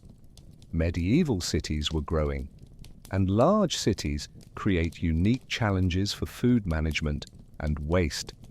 In a small village, the systems we discussed, redistribution through social networks, recycling through domestic animals, composting, worked because everyone knew each other and the space was manageable. But in a city of tens of thousands of people, these systems began to break down. You didn't know all the poor in the city to redistribute leftovers directly. Keeping pigs loose in the streets became more problematic as streets got more crowded. Composting at urban scale was challenging, so cities began to develop new systems, specialized markets where second-hand food was sold, as we mentioned before. Regulations about waste disposal, designated areas outside city walls for garbage dumps. These were the beginnings of modern waste management systems, and with them came a fundamental shift. Waste began to be seen as a problem to be managed, not as a resource to be recycled. It was a subtle shift, but profound, and it established the pattern for future developments. There were also technological changes. The printing press, invented in the 15th century, allowed the dissemination of cookbooks and culinary knowledge. This standardized cooking practices, but also created expectations about how food should be prepared and presented. And with standardized expectations came less flexibility. Before, you used what you had and adapted. Now recipes told you exactly what to use. And if you didn't have exactly the right ingredients, well, the result might not be proper. It was the beginning of the idea that food had to be a certain way, look a certain way, taste a certain way, and food that didn't meet these standards was inferior, potentially disposable. It wasn't yet mass waste. Resources were still too valuable. But it was the beginning of a mentality that would eventually lead to modern waste. The 16th century brought the Protestant Reformation, which we mentioned briefly, and the Reformation had profound impacts on the food economy. In areas that became Protestant, many of the Catholic rules about fasting were abolished or relaxed. Fasting days were reduced or eliminated. Restrictions on eating meat on certain days were removed. This had immediate economic consequences. The fishing industry, which depended on fasting days, went into crisis in Protestant areas. Consumption patterns changed dramatically, but there was also a more subtle impact: the removal of religious structures that regulated consumption. Without mandatory fasting days, without structured cycles of restriction and celebration, consumption became more a matter of individual choice and economic capacity. This gave more freedom, certainly. But it also removed one of the systems that structured the medieval relationship with food. And with the removal of structure came potential for less regulated excess. Moreover, the Reformation led to the dissolution of monasteries in Protestant areas. And remember the crucial role monasteries played in food redistribution and charity? That system was largely destroyed. In some places, secular structures tried to fill the void, workhouses, municipal charity, but never with the same scale or efficiency that the monastic system had. The result was that one of the main mechanisms for redistributing food, surplus, was weakened or eliminated. More surplus food was probably being wasted instead of redistributed. The 17th century brought more changes. The scientific revolution was changing how people thought about the world. Experimentation, measurement, rationalization, all were being applied to more and more areas of life, and this included agriculture and food production. New techniques were being developed and tested systematically. New crops from the Americas, potatoes, corn, tomatoes, were being integrated into European agriculture. The potato, in particular, was transformative. It produced more calories per acre than traditional grains. It grew in poor soils. It was relatively easy to cultivate. And it would become, in the following centuries, a staple food for millions. More food production meant more food security, but it also meant that food was beginning to lose some of its status as the most precious resource. It was still valuable, certainly, but hunger was no longer the constant and immediate threat it had been. And as the threat of hunger receded, attitudes toward waste began to relax. Slowly, gradually, but inexorably. The 18th century saw the acceleration of these trends. The agricultural revolution in England introduced new crop rotation techniques, selective animal breeding, and initial mechanization. Agricultural productivity increased dramatically, and then came the Industrial Revolution in the late 18th and early 19th centuries. And everything changed. Industrialization meant mass urbanization. Millions of people moving from rural areas to cities, and industrial cities created completely new challenges for food and waste management.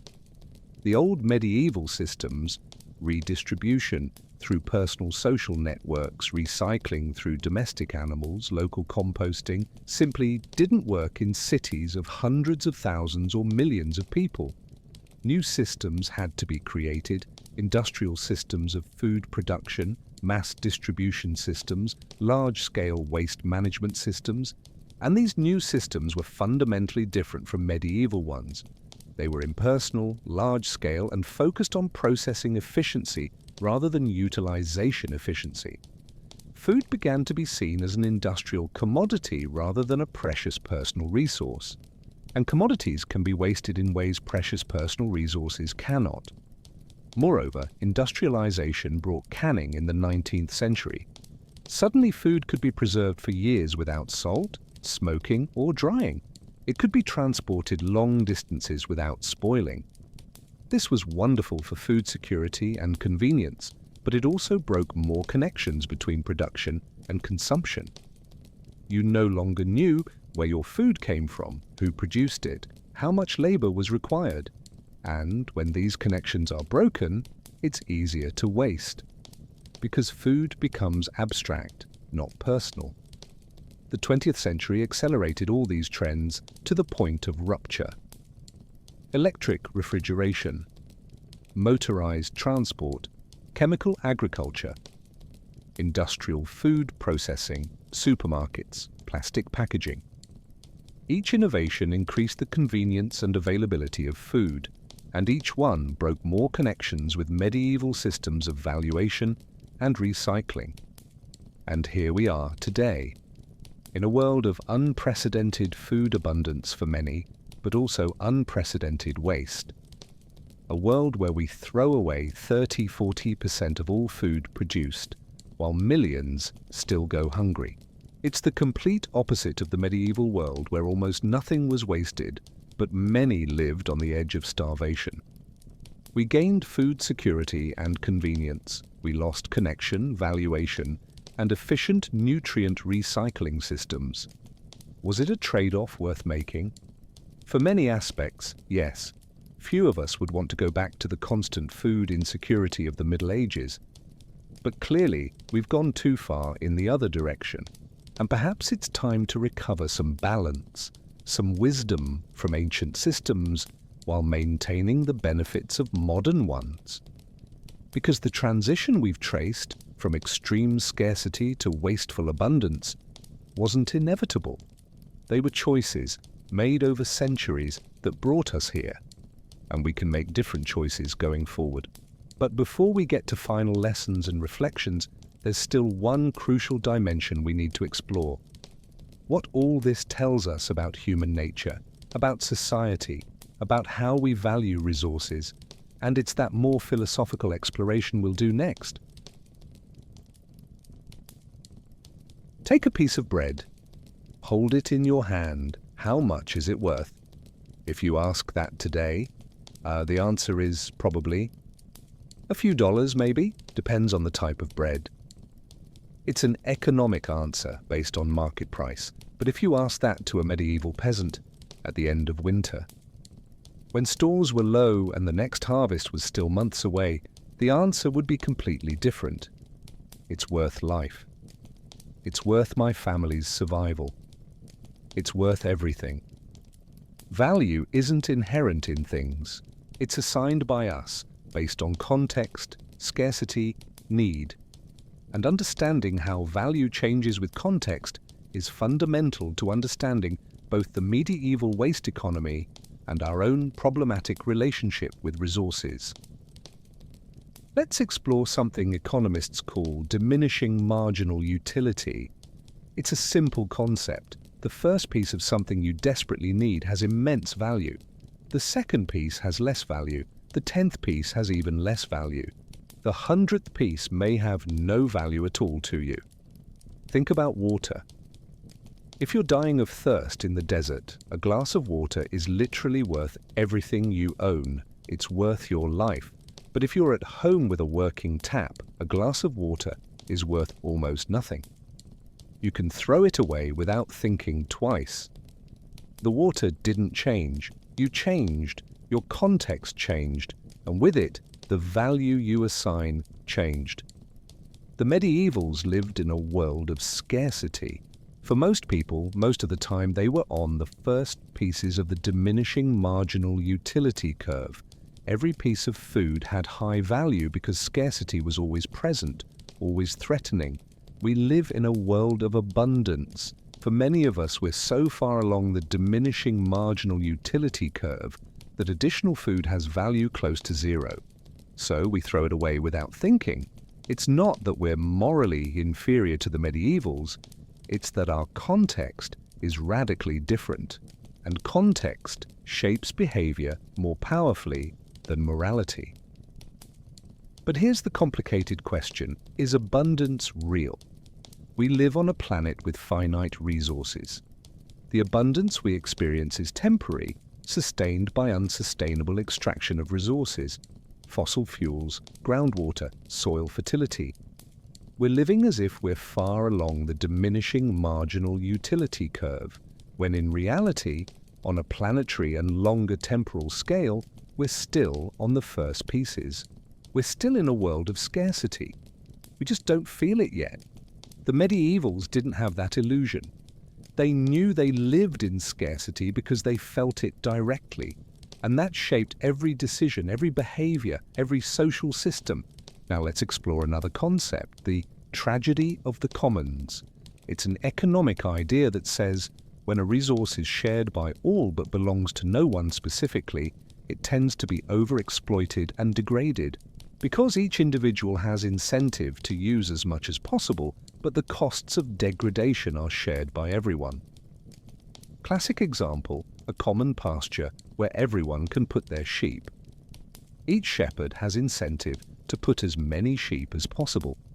But if everyone does this, the pasture is overexploited, degrades, and eventually can't sustain any sheep. Interestingly, medieval communities managed commons extensively. Common pastures, common forests, common water resources. And often they avoided tragedy through strict community rules about use. You could put only a certain number of animals on the common pasture. You could collect only a certain amount of firewood from the common forest. You could fish only at certain times of year. And these rules were enforced by the community. It wasn't perfect. There were violations, there were conflicts, but it worked reasonably well for centuries in many places. What allowed this? Several things.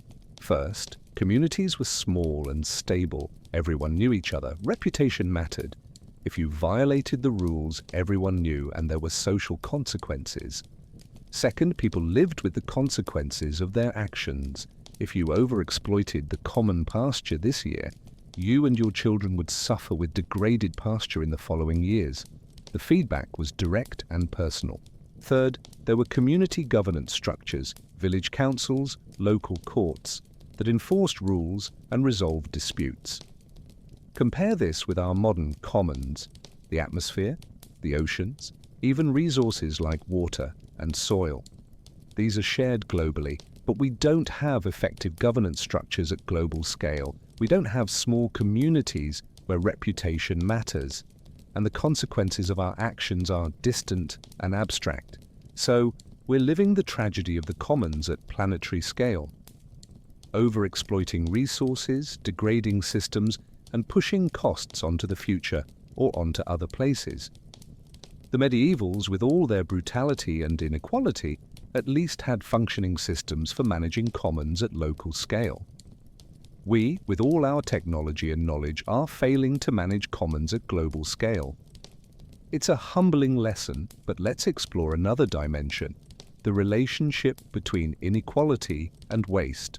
Medieval society was profoundly unequal. Nobles lived in relative luxury while peasants lived in poverty.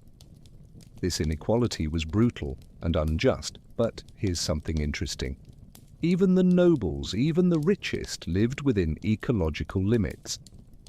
Yes, they wasted more than peasants. Yes, they consumed more resources, but the scale of their consumption and waste was limited by the technology and production of the time.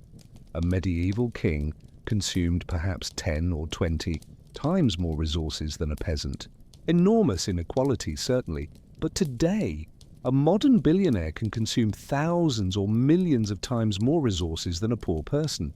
And it's not just direct consumption, it's the ecological footprint, the resources necessary to sustain a lifestyle. Private jets, multiple mansions, conspicuous consumption at industrial scale. Medieval inequality was terrible, but modern inequality in terms of ecological impact is orders of magnitude worse. And here's the paradox. Medieval societies, with all their inequality, were relatively ecologically sustainable. They could continue indefinitely without depleting fundamental resources. Our modern society, with all our technology and knowledge, is profoundly unsustainable. We're depleting resources, degrading ecosystems, changing the climate. We can't continue this way indefinitely. So, what does this tell us? That inequality and sustainability are separate issues, or that there are profound connections between how we distribute resources and how sustainably we use them?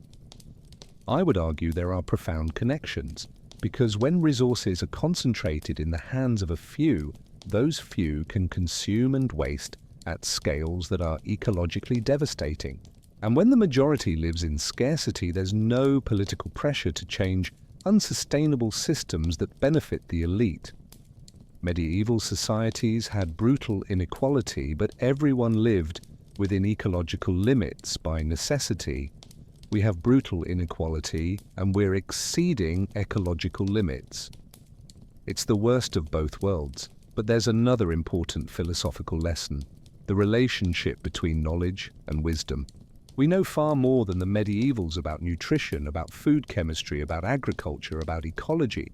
Our scientific knowledge is vastly superior, but they had practical wisdom about how to live sustainably within limits, how to value resources, how to keep cycles closed. And that wisdom we've lost. Knowledge without wisdom can be dangerous.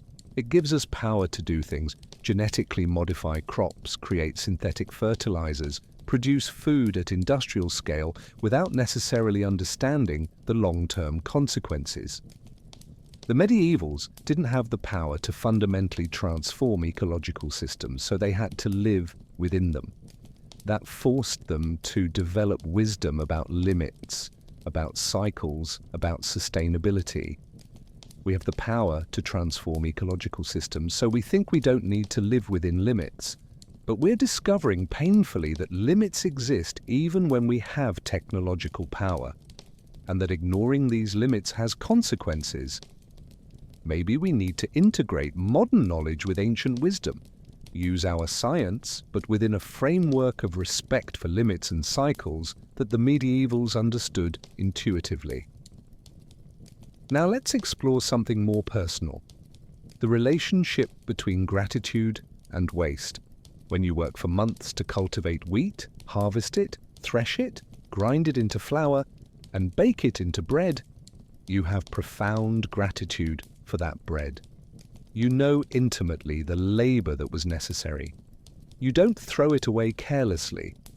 When you buy bread in a supermarket produced industrially by people you'll never know, using wheat grown thousands of kilometers away, you don't have that connection. Bread is just a commodity. It's easy to throw away. Gratitude requires connection.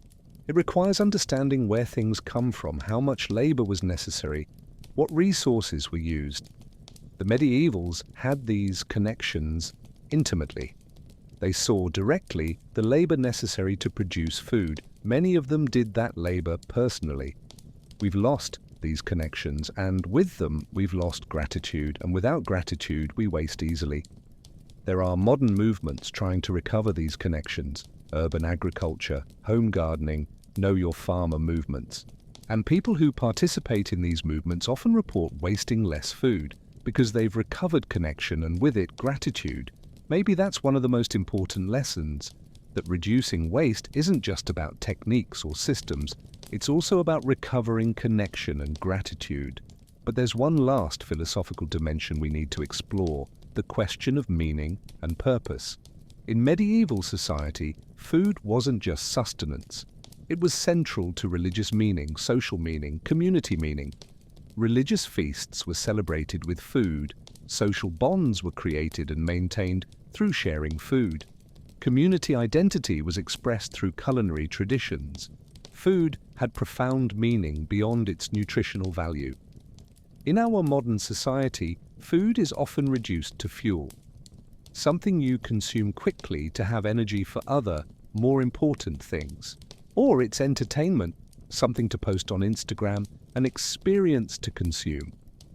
We've lost many of the deeper meanings that food had. And when something loses meaning, it's easier to waste it. Maybe recovering a more meaningful relationship with food, not just as fuel or entertainment, but as connection to land, to community, to tradition, to natural cycles, is part of the solution to waste, because in the end, we waste what we don't value, and we value what has meaning for us. The medievals valued food deeply because it had multiple layers of meaning: survival, yes, but also religious, social, community. And that deep valuation motivated them to create elaborate systems to minimize waste. We've lost many of these layers of meaning, and with them, we've lost motivation to value and conserve. Recovering meaning may be as important as recovering techniques. All these philosophical reflections point to a conclusion that the medieval waste economy wasn't just about practical techniques, it was sustained by a complete worldview, about value, about community, about limits, about meaning. And we can't simply copy the techniques without understanding the worldview. But maybe we can learn from the worldview, adapt it for modern contexts, and create new systems that integrate ancient wisdom with modern knowledge. But before the final reflection, there's one last story to tell. What all this looks like in practice, in a specific community, at a specific moment. And it's that concrete story we'll explore next, bringing everything we've discussed to life in a vivid example. We've reached the end of our journey through the medieval economy of food waste. We've explored redistribution systems, preservation techniques, seasonal cycles, symbolism of power, religious regulations, organic recycling, historical transitions, philosophical reflections, and even lived a year in a medieval village. Now it's time to step back and ask, what does all this mean? Why does this story matter? And more importantly, what can we learn from it? Let's start by acknowledging something fundamental. We cannot and should not romanticize the Middle Ages. It was a period of brutal inequality, low life expectancy, rampant disease, systematic oppression. Most people lived lives of hard work and deprivation. There's nothing admirable about that. But here's the fascinating paradox. This harsh, unequal, and often cruel society had systems of resource management that in many respects were more sustainable and efficient than ours. Not because they were morally superior, but because they had no choice. And that's where the lesson begins, because it shows that sustainability isn't primarily a moral question. It's a question of necessity and systems. The medievals created sustainable systems because the alternative was death. We created unsustainable systems because we can afford to, at least in the short term, but the short term is ending. Climate change, soil degradation, aquifer depletion, biodiversity loss, all are signs that our unsustainable systems are hitting limits. We're beginning to face consequences we thought we could defer indefinitely. And suddenly, medieval wisdom about living within limits, about valuing resources, about closing nutrient cycles, becomes relevant again, not as nostalgia, but as practical necessity. So, what are the specific lessons we can extract? First lesson: value is contextual and context is changing. We live as if resources were infinite, but they're not. And as this becomes more obvious, our relationship with resources will have to change. Food will have to be valued again, not as a disposable commodity, but as a precious resource. The medievals valued food because scarcity was real and present. We'll have to learn to value food even in apparent abundance, because we understand that this abundance is temporary and unsustainable. This requires profound change in mindset. It requires reconnecting with where food comes from, how much labor and resources are necessary, what environmental impacts are involved. Second lesson: systems matter more than individual intentions. The medievals didn't recycle because they were better people. They recycled because there were systems, social, economic, cultural, that made recycling the path of least resistance. We don't waste because we're worse people. We waste because our systems make waste easy and recycling difficult. So, the solution isn't primarily about changing individual behavior through education or moral appeals. It's about changing systems so that sustainable behavior is the easy and natural path. This means redesigning food supply chains. It means creating community-scale composting infrastructure. It means regulations that incentivize waste reduction and penalize excess. It means redistribution systems that efficiently connect surplus with need. Third lesson: community is crucial. Medieval systems worked because they were embedded in communities where people knew each other, where reputation mattered, where cooperation was necessary for survival. Our modern societies are more atomized. We live among strangers. We don't depend directly on our neighbors for survival. And that makes community cooperation harder, but not impossible. There are growing movements of community agriculture, community composting, food sharing, volunteer-run food banks. These are attempts to rebuild community structures around food, and they work. Studies show that people involved in community food projects waste less, value more, and develop stronger social connections. Maybe we need to intentionally rebuild community around food the way it existed naturally in the Middle Ages. Fourth lesson: Practical knowledge needs to be recovered and transmitted. We've lost essential knowledge about food preservation, about composting, about small-scale animal raising, about closing nutrient cycles. This knowledge exists, but it's no longer universal. We need deliberate efforts to recover and transmit this knowledge, not as historical curiosity, but as practically relevant skill. This means education in schools, in communities, through media. It means valuing practical knowledge as much as theoretical knowledge. It means recognizing that knowing how to compost or preserve food is as valuable as knowing calculus or programming. Fifth lesson: cycles need to be closed. The medieval principle that organic waste is a resource, not garbage, is fundamentally correct, and we need to rebuild systems that close nutrient cycles. This means large-scale composting. It means transforming food waste into animal feed or fertilizer. It means regenerative agriculture that rebuilds soils instead of degrading them. It means thinking in terms of circular cycles instead of straight lines from production to disposal. Modern technology can do this in ways the medievals couldn't imagine. Anaerobic digestion that transforms food waste into energy. Industrial-scale composting, aquaponic systems that integrate fish production and vegetable growing. Insect farming that transforms organic waste into protein. But the principle is medieval. Nothing should be wasted. Everything should circulate. Sixth lesson: inequality and sustainability are connected. We can't have real sustainability while we have extreme inequality, where some consume and waste at massive scales while others go without. The medievals had brutal inequality, but everyone lived within ecological limits. We have brutal inequality and we're exceeding ecological limits. We need to address both. This means more effective redistribution of resources. It means limiting excessive consumption of the very rich. It means ensuring everyone has access to adequate food. It means recognizing that social justice and environmental sustainability aren't separate issues. They're deeply intertwined. Seventh lesson: meaning matters. The medievals had a profoundly meaningful relationship with food: religious, social, community, cultural. And that meaning motivated valuation and conservation. We've reduced food to fuel or entertainment. And when something loses meaning, it's easy to waste it.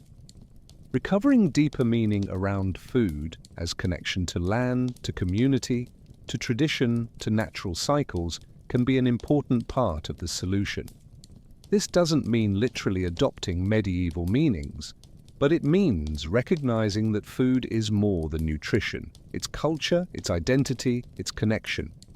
And when we treat it as such, we naturally value it more. Eighth lesson: long-term planning is essential. The medievals planned months or even years in advance. They had to. The autumn harvest had to sustain until the next harvest. There was no alternative. We live in a short-term mentality. We plan meal by meal, purchase by purchase. And this leads to waste. We buy too much, let it spoil, throw it away. Recovering the habit of long-term planning, seasonal, annual, can significantly reduce waste. It means thinking about what you really need. It means preserving when there's abundance to consume when there's scarcity. It means valuing durability over immediate convenience. Ninth lesson: regulation may be necessary. The medievals had extensive regulations about food, sumptuary laws, religious rules, community regulations about use of common resources. Not all were fair or effective, but they established limits. We have an ideology that free markets will solve everything, that regulation is always bad. But markets don't solve externalities. They don't adequately price environmental impacts. They don't prevent tragedy of the commons. Maybe we need more regulation, not less. But smart regulation based on evidence, focused on results. regulations that incentivize waste reduction, that hold producers responsible for full life cycle impacts, that protect common resources. I'm not arguing for a return to medieval sumptuary laws, but I am arguing that leaving everything to markets isn't working. We need structures that establish limits and incentivize sustainability. 10th lesson: transition is possible, but requires will. The transition we traced from relatively sustainable medieval systems to wasteful modern systems wasn't inevitable. It was the result of choices, of technologies, of economic and social structures. And if transition in one direction was possible, transition in the other direction is too. Not literally returning to medieval times, but integrating medieval principles of sustainability with modern technology and knowledge. But it requires will. Individual, community, political. It requires recognizing that the status quo is unsustainable. It requires willingness to change systems, habits, structures. The medievals didn't choose sustainability. It was imposed by necessity. We'll have to choose because necessity isn't obvious enough yet for most people, but it's coming. And the sooner we choose, the easier the transition will be. So what have we learned from our journey through the medieval economy of food waste? We've learned that past societies, however different and even brutal, developed wisdom about living within limits that we've lost. We've learned that sustainability isn't a modern invention, but an ancient principle we forgot. We've learned that systems matter, that community matters, that meaning matters, that planning matters. We've learned that the massive waste of our modern society isn't inevitable or natural. It's a choice, the result of specific systems we've created, and we can make different choices create different systems. We've learned that looking backward can help us see forward. That history isn't just dead past, but a living source of wisdom and lessons. And perhaps most importantly, we've learned humility. Humility to recognize that with all our knowledge and technology, we're failing at something much simpler: societies managed, living sustainably within the planet's limits. But humility doesn't have to be despair. It can be motivation. Motivation to learn, to change, to build something better. The medievals had no choice but to value every crumb, recycle every scrap, close every cycle. We have a choice. And that's both our advantage and our challenge. An advantage because we can consciously choose to create sustainable systems instead of being forced by immediate necessity. We can integrate ancient wisdom with modern technology in ways the medievals could never imagine. A challenge because choosing is harder than being forced. It requires vision, will, cooperation at scales that are difficult to achieve. But the alternative, continuing on the current path until necessity, forces us to change, probably in much more painful ways, is worse. So maybe the final lesson is this. The medieval economy of food waste shows us that another world is possible. A world where resources are valued, where cycles are closed, where communities cooperate, where we plan for the long term, where sustainability isn't a distant aspiration but a lived reality. It won't be the medieval world, it will be something new, something that integrates the best of the past with the best of the present, something that learns from history while creating the future. And creating that world begins with choices. Choices about what we value, choices about what systems we build, choices about how we live. The medievals didn't have these choices, we do, and that's both a privilege and a responsibility. The question isn't whether we can learn from the medieval economy of food waste. The question is, will we learn? Will we choose? Will we act? The answers to these questions will determine not just how much we waste, but what kind of future we build for ourselves, for our communities, for our planet, and perhaps, just perhaps, if we choose wisely, future generations will look back at us the way we look back at the medievals, not with romantic nostalgia, but with recognition that in our own time and context we found ways to live sustainably, to value resources, to close cycles, not because we were morally superior, but because we recognized necessity and responded with wisdom, creativity, and willingness to change. That's the hope. That's the possibility. That's the final lesson of the medieval economy of food waste. And with that reflection, our journey comes to an end. But the work of learning, changing, building, is only beginning. Thank you for accompanying us on this fascinating exploration through time. May the lessons of the past illuminate our path to the future.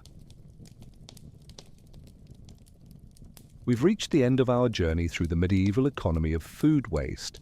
We've explored redistribution systems, preservation techniques, seasonal cycles, symbolism of power, religious regulations, organic recycling, historical transitions, philosophical reflections, and even lived a year in a medieval village. Now it's time to step back and ask, what does all this mean? Why does this story matter? And more importantly, what can we learn from it? Let's start by acknowledging something fundamental. We cannot and should not romanticize the Middle Ages. It was a period of brutal inequality, low life expectancy, rampant disease, systematic oppression. Most people lived lives of hard work and deprivation. There's nothing admirable about that.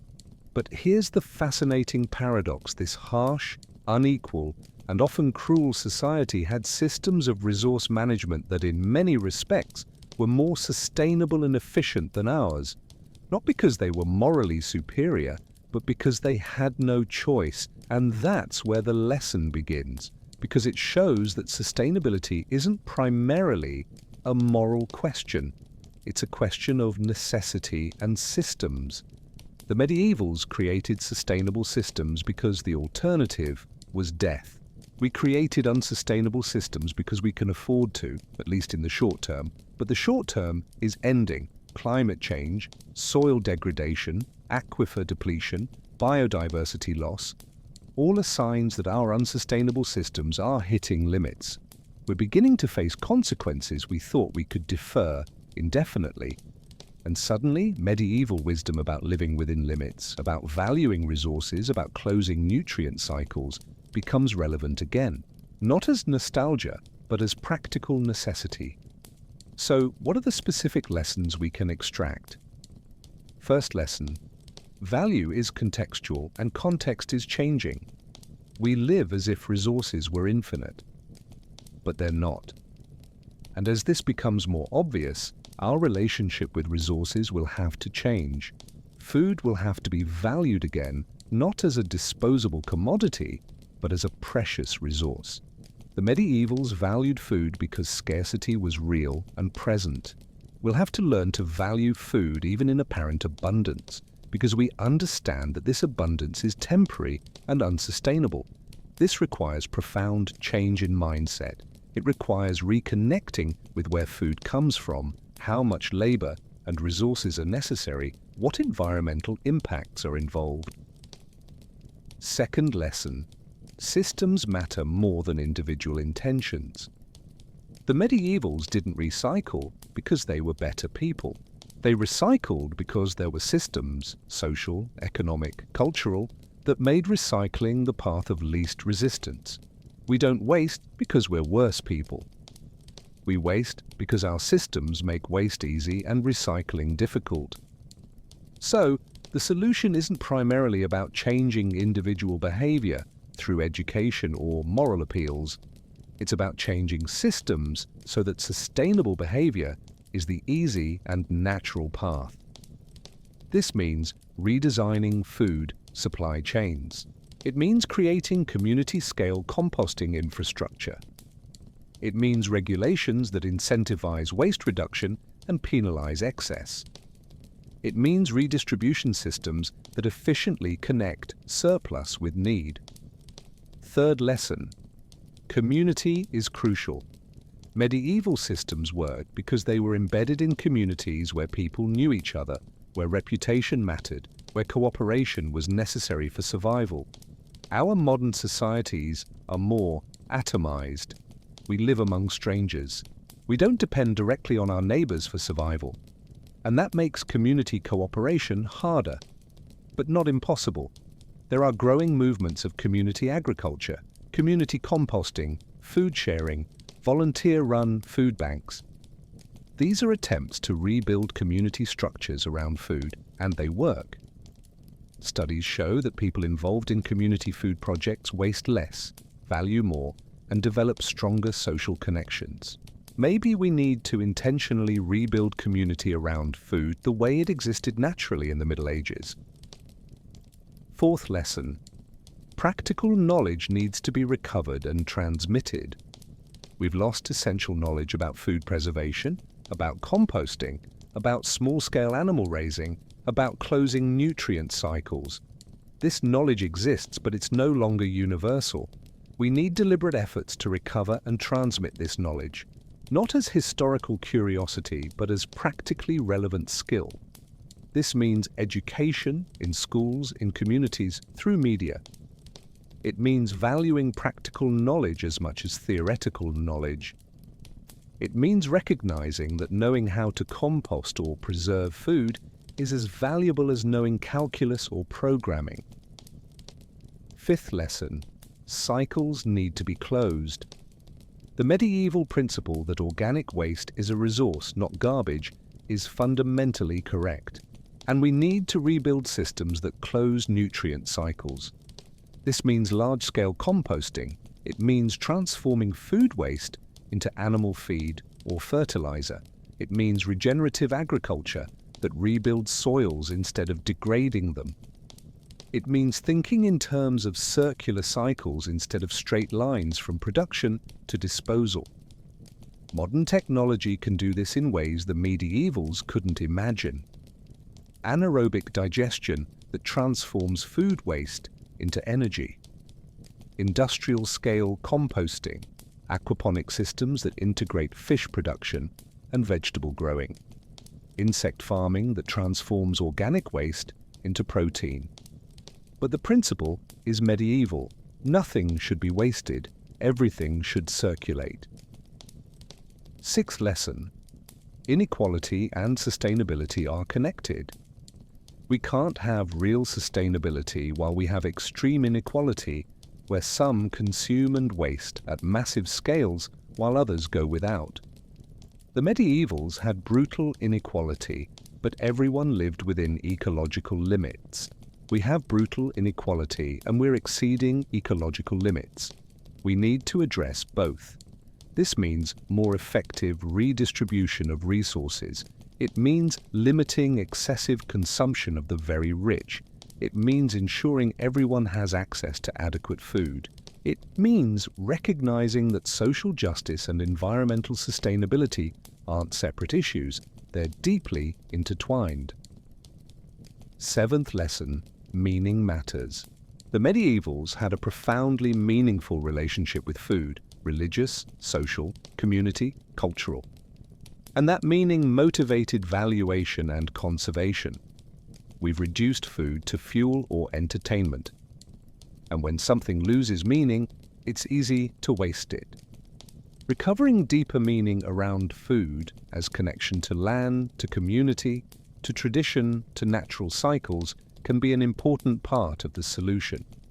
This doesn't mean literally adopting medieval meanings, but it means recognizing that food is more than nutrition. It's culture, it's identity, it's connection. And when we treat it as such, we naturally value it more. Eighth lesson: long-term planning is essential. The medievals planned months or even years in advance. They had to. The autumn harvest had to sustain until the next harvest. There was no alternative. We live in a short-term mentality. We plan meal by meal, purchase by purchase. And this leads to waste. We buy too much, let it spoil, throw it away. Recovering the habit of long-term planning, seasonal, annual, can significantly reduce waste. It means thinking about what you really need. It means preserving when there's abundance to consume when there's scarcity. It means valuing durability over immediate convenience. Ninth lesson, regulation may be necessary. The medievals had extensive regulations about food, sumptuary laws, religious rules, community regulations about use of common resources. Not all were fair or effective, but they established limits. We have an ideology that free markets will solve everything, that regulation is always bad. But markets don't solve externalities. They don't adequately price environmental impacts, they don't prevent tragedy of the commons. Maybe we need more regulation, not less. But smart regulation, based on evidence, focused on results. Regulations that incentivize waste reduction. That hold producers responsible for full life cycle impacts.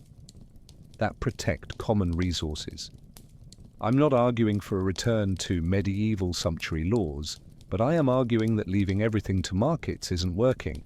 We need structures that establish limits and incentivize sustainability. 10th lesson, transition is possible but requires will. The transition we traced from relatively sustainable medieval systems to wasteful modern systems wasn't inevitable.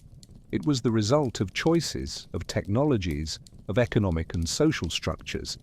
And if transition in one direction was possible, transition in the other direction is too.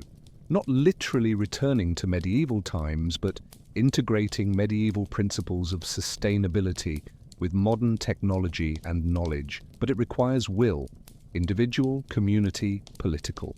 It requires recognizing that the status quo is unsustainable. It requires willingness to change systems, habits, structures. The medievals didn't choose sustainability. It was imposed by necessity. We'll have to choose because necessity isn't obvious enough yet for most people, but it's coming. And the sooner we choose, the easier the transition will be. So what have we learned from our journey through the medieval economy of food waste? We've learned that past societies, however different and even brutal, developed wisdom about living within limits that we've lost. We've learned that sustainability isn't a modern invention, but an ancient principle we forgot. We've learned that systems matter, that community matters, that meaning matters, that planning matters. We've learned that the massive waste of our modern society isn't inevitable or natural. It's a choice, the result of specific systems we've created, and we can make different choices create different systems. We've learned that looking backward can help us see forward. That history isn't just dead past, but a living source of wisdom and lessons. And perhaps most importantly, we've learned humility. Humility to recognize that with all our knowledge and technology, we're failing at something much simpler: societies managed, living sustainably within the planet's limits. But humility doesn't have to be despair. It can be motivation. Motivation to learn, to change, to build something better. The medievals had no choice but to value every crumb, recycle every scrap, close every cycle. We have a choice. And that's both our advantage and our challenge. An advantage because we can consciously choose to create sustainable systems instead of being forced by immediate necessity. We can integrate ancient wisdom with modern technology in ways the medievals could never imagine. A challenge because choosing is harder than being forced. It requires vision, will, cooperation at scales that are difficult to achieve. But the alternative, continuing on the current path until necessity, forces us to change, probably in much more painful ways, is worse. So maybe the final lesson is this. The medieval economy of food waste shows us that another world is possible. A world where resources are valued, where cycles are closed, where communities cooperate, where we plan for the long term, where sustainability isn't a distant aspiration but a lived reality. It won't be the medieval world, it will be something new, something that integrates the best of the past with the best of the present, something that learns from history while creating the future. And creating that world begins with choices. Choices about what we value, choices about what systems we build, choices about how we live. The medievals didn't have these choices, we do, and that's both a privilege and a responsibility. The question isn't whether we can learn from the medieval economy of food waste. The question is, will we learn? Will we choose? Will we act? The answers to these questions will determine not just how much we waste, but what kind of future we build for ourselves, for our communities, for our planet, and perhaps, just perhaps, if we choose wisely, future generations will look back at us the way we look back at the medievals, not with romantic nostalgia, but with recognition that in our own time and context we found ways to live sustainably, to value resources, to close cycles, not because we were morally superior, but because we recognized necessity and responded with wisdom, creativity, and willingness to change. That's the hope. That's the possibility. That's the final lesson of the medieval economy of food waste. And with that reflection, our journey comes to an end. But the work of learning, changing, building, is only beginning. Thank you for accompanying us on this fascinating exploration through time. May the lessons of the past illuminate our path to the future.